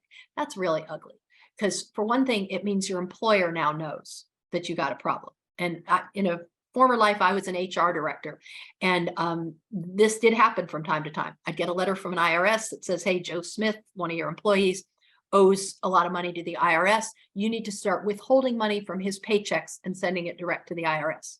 I can tell you, as an HR professional, it's a huge pain in the neck. I didn't need no more work to do. I had a big enough job already. So I didn't feel too good about this guy, Joe. And, it's embarrassing. It's a problem. And it reduced his take-home pay. He was very upset also. But when you do owe money to the IRS, it's a serious issue. It's not a debt that just disappears. They tend to be pretty tenacious. So that's another reason you want to keep up with things. You want to answer their questions. You want to follow the rules, because they do have the legal right to contact your employer and withhold money from your paychecks. And that is ugly. So a levy permits the legal seizure of your property to satisfy a tax debt. Also ugly. That means that, let's say you own a home or a rental property or a car. If you owe back taxes, the IRS has the right to come and take it. Now, they're not going to show up in the middle of the night without warning. There's plenty of process and due procedure and chances for you to appeal, but they do have that right to take your stuff if you're not paying your taxes. So you don't want to get behind. Here's specific definitions. A levy is a legal seizure of your property to satisfy a tax debt. A garnishment is a lien against your wages. And a lien is a legal claim against property to secure payment of the tax debt. So I think where I saw that one time is somebody I knew who owned a rental property, and the IRS was able to put a lien on that property. So he couldn't do anything with the property. He couldn't collect rent until he got caught up with his taxes. So these are all things you absolutely want to avoid. And again, they don't happen overnight. Before the IRS garnish your wages, for example, they're going to give you a lot of opportunities to fix it another way, because nobody wants to go down this path, but it does happen. So that's one reason we don't ignore notices from the IRS, because we never want to get to this point. So if you do not pay your taxes, and this is copied directly from irs.gov, if you do not pay your taxes or make arrangements to do that, they can levy your property, and notice such as your wages, retirement accounts, dividends, bank accounts, rental income, yada, yada. It's pretty ugly. But you will get a tax bill, a final notice, and at least 30 days warning, but don't get to that point. Here's some limitations. A judgment creditor from a lawsuit can take 25% of your disposable income. These are the other 2 things, by the way. These are not specifically tax related, but there's basically 3 kinds of debt that are terrible to be in: tax debt, child support or alimony that you're supposed to pay and didn't, and federal student loans. Your paychecks can be garnished for any of those reasons. So, when I have a client who's in debt, credit card debt is awful because the interest rate is so high. Mortgage debt is usually great. Mortgage debt, usually the interest rate is low, the interest may be tax deductible, and you're building something for your future. You're buying a house. That's a wonderful thing. So there's good debt and there's bad debt. Bad debt is unpaid child support, alimony, federal student loans, and taxes. These are bad debts because they are going to haunt you forever until you fix them. And you're not building anything for the future. This is not borrowing to improve your life. This is, you need to fix it. So for taxes, how much they can garnish depends on how many dependents you have and a few other things. It's a little complicated. I think 25% of your take-home pay is sort of the general range of what could happen. So what do? Again, contact the IRS immediately. Read this particular IS publication 1660, Collection Appeal Rights. Now, one note about that, I mentioned there are particular IRS publications about every particular topic. You don't need to memorize this number 1660 because you know how to use Google and you know how to use irs.gov. So I just want to mention irs.gov is the official IRS website, and it is surprisingly well written. And they are the final answer to everything. So, if you have a tax question, it's fine to Google around and read articles and things, but really know that irs.gov is the ultimate source. And they probably have a publication about it.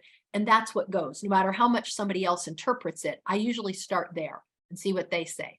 Okay, we have a poll question. Now, Megan said, don't worry, they're professionals, but I'm going to still say, answer the poll question in case you snuck away to go to the bathroom or turn down the sound on me. Answer the poll question. Okay, and on we go. We have one question. It says, are you saying a lien on real estate would prevent someone from collecting rents or would just need to be paid upon sale? They could take a portion of your rents. They could. It's not just at the time of sale. Situations differ, but they could. Okay, so again, if you have a specific question, go to irs.gov. But if you're trying to get rid of a levy or a lien, work with them on an installment agreement. That means like you say, hey, I agree with you. I owe this money. I'm sorry, but I don't have the cash. Don't hide your head in the sand. Admit it. Say, I don't have the cash. Can we work out an installment agreement? And if they agree to that, you get to gradually pay off your debt. But if you agree to that, don't mess up. Like once you agree, you've got to make those payments on time. And if you don't, the deal is off and you're back in trouble again. So working it out. You can get an extension of time to pay. 120-day extension is easy to get. But if they've already sent you a notice of intent to levy, then 60 days. Again, another reason that if you ever get a letter or phone call or whatever, you want to respond immediately because the clock starts ticking. But usually you can get an extension of time to pay. Maybe you need to borrow money from a friend or something to get this done, or you need to sell a property, whatever. There is some time. It's not bad men coming in the middle of the night and stealing all your stuff. Okay, to get an installment agreement, if you owe $50,000 or less, that's relatively good. You might get a streamlined agreement. If that's the case, you can pay by direct debit, which is usually a good idea because then there's no danger of you forgetting to write the check. You can get it done in 72 months, which is 6 years. There will be annual costs for interest and penalties and setup fees of 6%, last I knew. If there's a hardship agreement, they can set terms to repay your plan. There's this status called CNC, for currently not collectible. You have to prove that you're really broke. You will have to document things, and you might get some time off. Some time, extra time to pay if you can prove that you currently just cannot pay no matter what you do. Then there's this thing called an offer in compromise. And that may mean, it's an OIC, that may mean that they will agree to settle the tax liability for less than the total amount owed. Don't count on it. That's very hard to get. You would have to prove that you own nothing, you can't earn any money, there's no way you can get future income. This might be, let's say you were old and disabled and they just realize, hey, she's never going to earn that kind of money. They might settle for less, but don't count on that. Try for one of these other things, like finding a way to pay in installments. Try to do it before a levy, lien, or garnishment happens. So again, you want to respond quickly. You want to start making a deal as soon as you hear there's a problem. You don't want to sit around and wait and say, oh, they won't do anything for 60 days. Because after they've taken these other steps, it gets harder to fix. Offer in compromise, as I said, be aware it's not easy. You can't have a bankruptcy proceeding underway. You have to be current with all your tax return filings. Remember, one of the things I've really harped on today is always file, even if you don't have money. So if you're behind on your tax filings, isn't going to work. If by any chance you think this is an option for you, I'm just providing the links and more information about how to research it more. Okay, we're at the end of our slides. We'll still take more questions, but in summary, you're going to read carefully, follow directions, stay organized, be calm, cool, competent, confident, and courteous. Again, I want to stress that IRS agents are people, so you don't want to approach them with hostility. They're probably a little underpaid. I know they're extremely busy, but their job is to solve problems. And so if somebody contacts you, you want to be very polite to them, realize they didn't cause the problem, and be polite and competent and figure it out. I see one more poll question up right now. Poll question for those of you who went to the bathroom. Okay, ask for help if you want to. One of the questions I saw came in, somebody said, well, doesn't your tax professional help with this? And the answer is yeah. If you have a tax professional and you get one of these letters or something, absolutely contact them. And if you don't have a tax professional, you did your taxes yourself and you get a letter, could be a great time to contact a professional and ask for help. Now, one thing about that, they can't take all the onus off you. You are still always responsible for your problems and always responsible for paying taxes. It's not, sort of unfortunately, you can't just say, hey, my tax guy said it was fine.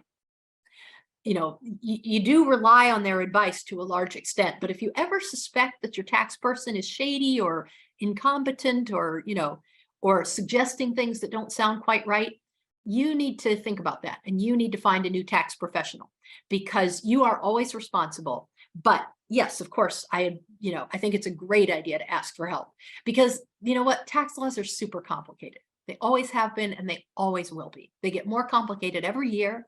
Lately, that pace has sped up. I would say they almost get complicated more every day now. And so it's unfortunate, but it's true. And it means that those of us who deal with these problems regularly, it's quite possible that when you call up and say, oh my goodness, this terrible problem happened, it's quite possible one of us will say, oh yeah, I've seen that before. Here's how we fix it. It can take a lot of pressure off. So if you want help, you don't have to. You're perfectly fine, you know, to write your own letter or whatever you want to do. But if you want help, ask for help. Just be aware that, you know, ultimately you're always responsible. So one thing you can't do is say, hey, my tax guy said it was fine. If the tax guy's not doing his job, you're still on the hook. Another thing you can't do is say, hey, some lady in San Francisco said this at 9 o'clock in the morning. You know, you're still responsible. I'm trying to give you absolutely accurate information and I'm trying to be helpful, but you're always on the line. You can't just say, hey, she said it was fine. The IRS is going to say, we don't know who that is. You know, you need to fix this. So ask for help if you want to, and then work it out. That's another way of saying, do not hide, get this fixed. Whatever it takes, gets it fixed. And understand what went wrong to make sure whether it never happens again. And that's whether you made a mistake or your employer made a mistake or the IRS made a mistake or you didn't pay your taxes or you didn't report your taxes, whatever it is, make sure you don't do it again. You know, you don't want this trouble again in any case. All right, who has to file? That's a question that comes up a lot of times. You know, people say, you know, hey, I didn't make any money this year. Do I really need to file a tax return? Maybe not. I would go to irs.gov and check on that. Most adults do need to file a tax return. It's usually a good idea. And if your gross income is greater than the standard deduction, you almost certainly do. Gross income means like all the money you earn. It doesn't mean your income after you deduct business expenses. And the standard deduction in 2022 for a single person is $12,950. For a married filing jointly couple, it's twice that, so $25,000 and something. So if your income is more than that, you almost certainly do need to file a tax return. This is more info about me. This is not a commercial, you know, no obligation to call me for help about anything. But if you are looking for a financial planner or a tax professional, there's my website. It's clarityfinancialca, as in California.com. And now I'm going to look and see if we have more questions about anything. I don't see new ones in Q&A, so I'm going to look back at some of the others. Yeah, do we have a live question? Oh, I thought I heard someone live clicking in. Go ahead. Does not appear to have any live questions.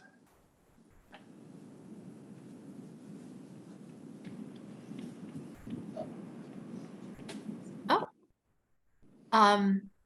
Wait just a second. I see something coming in. Oh, no live questions. Okay, great. I'm going to look back then at the Q&A ones and see if there's anything we didn't get to.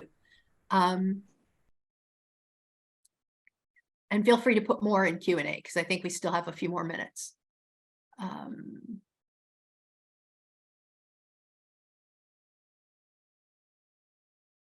There's one I don't understand, so I'm going to encourage this person to try again. It says, can you use SEV to ablation basis? And I'm sorry, I don't know what that means. So if there's a typo there, feel free to try again. Let's see. Limit for mileage. Oh, good. We have gotten to a lot of these. Somebody says, I have a full-time job and get a W-2. Great. I also have a real estate license in the state of Michigan and sell real estate part-time. I do not own any properties. Totally fine. So that person, you are a business person. You have two jobs, right? You have your W-2 job and you also have your real estate license. So you're getting money and you're earning money as a real estate person. That's all great. And you do get to deduct all of your business expenses related to your real estate business. The only thing that you can't do is don't deduct your home office if it's mostly for your day job. And you may not qualify as a real estate professional. It's totally fine. You can still, take deductions for your business expenses. There's just a few things that get handled differently if you're not a real estate professional. I'll go ahead and explain what one of those is. So for a small real estate owner like me, real estate, again, is not my day job. I am not a real estate professional. I own one little condo and I make some money from rental income. Now, what that means is if I get net income from my real estate, of course, I have to pay tax on it. If I have a net loss from my real estate, I may or may not be able to deduct that loss. If I were a real estate professional, I definitely could deduct the loss. If I was in the business of selling or renting real estate, it's a business like any other, my losses are tax deductible.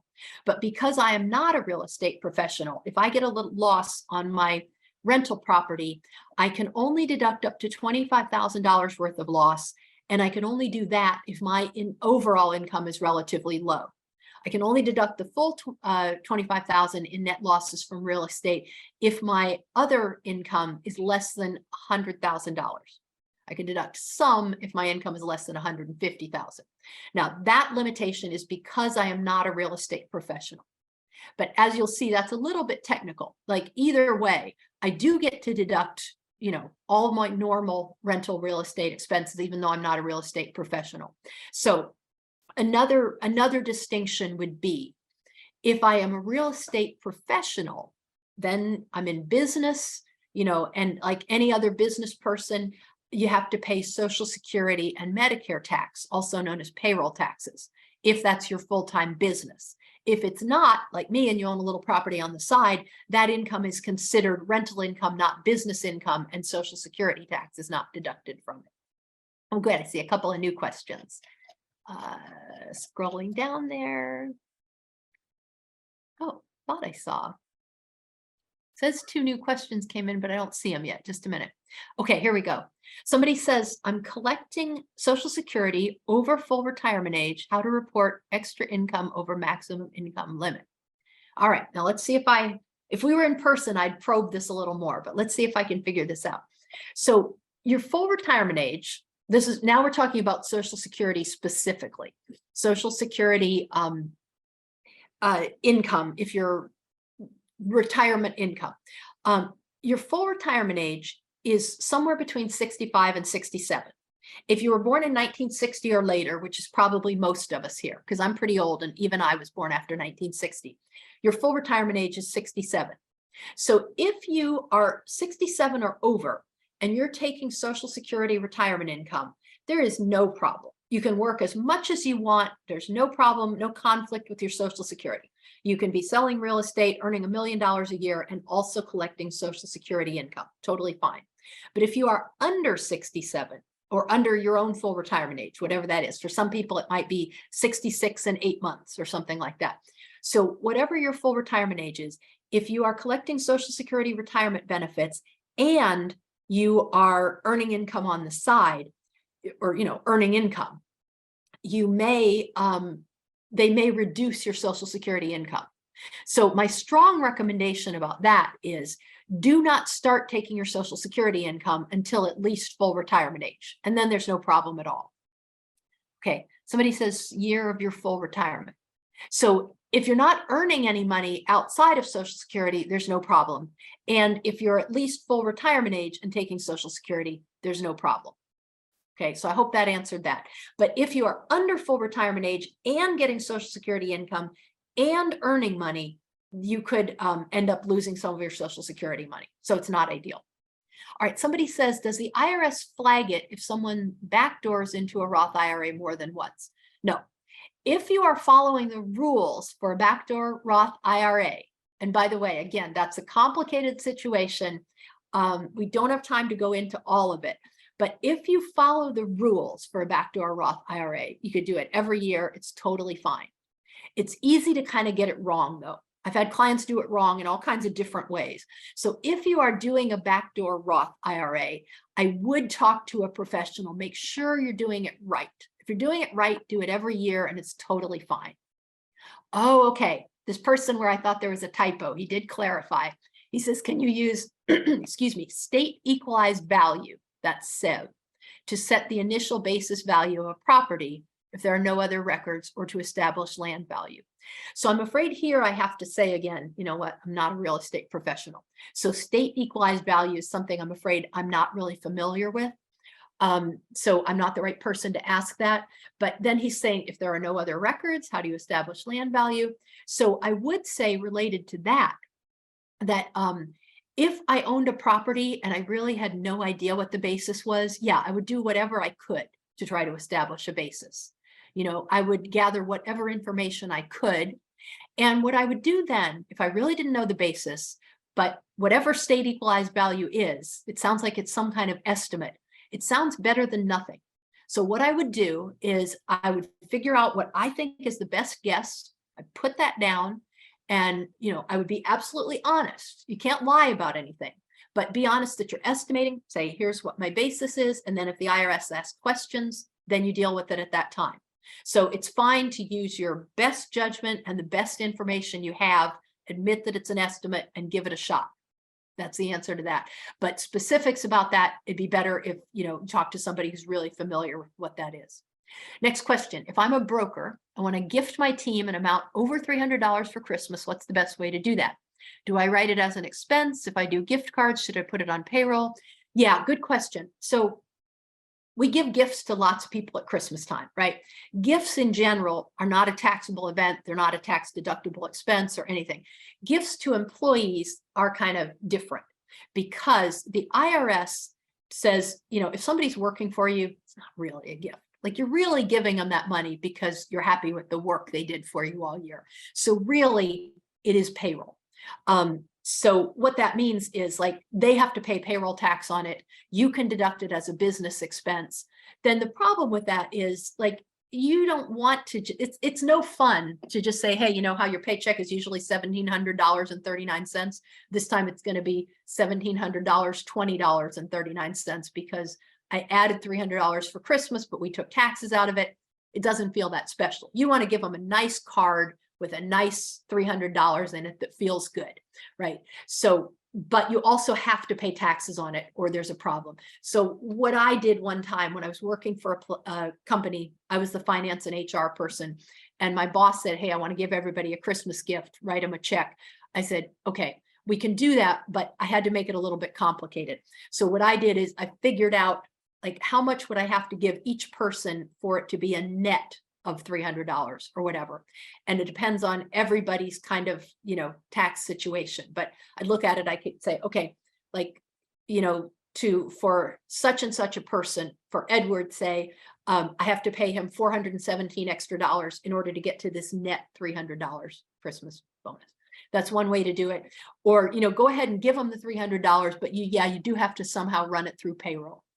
If you've got a payroll service, like an ADP or something, tell them what you want to do. They'll help you make it legal. Because again, like legally, we don't really give gifts to our employees. It's really nice that you're doing it, but it does count as payroll. Okay, somebody says, if you're over 72 working as a realtor in a part-time job, can your employer give you a retirement fund and what should you do, if anything? Okay, I think I understand this question. So in general, when you're over 72, you have to start taking required minimum distributions. But if you are still working, you can also be contributing to retirement plans. You can be doing both at once. You may have RMDs, you may also be contributing. If it's an employer plan, like you work someplace, you've got a 401k, maybe they provide an employee match to money you contribute, they have to contribute for you. Even though you're over 72, they can't say, hey, we're bumping Amanda out of the plan because she's over 72, because that would be age discrimination. So yeah, it's quite possible to be over that age where you're taking RMDs and you're also contributing to retirement funds. It's totally fine. Let's see. So, Yeah, go ahead. oh, no, just wanted to thank you for your great presentation and your time today. I think we got majority of our questions answered. Good. Okay, Yep. then I'll leave you alone then. Thank you very much for having me. It was so nice to have everybody and great questions.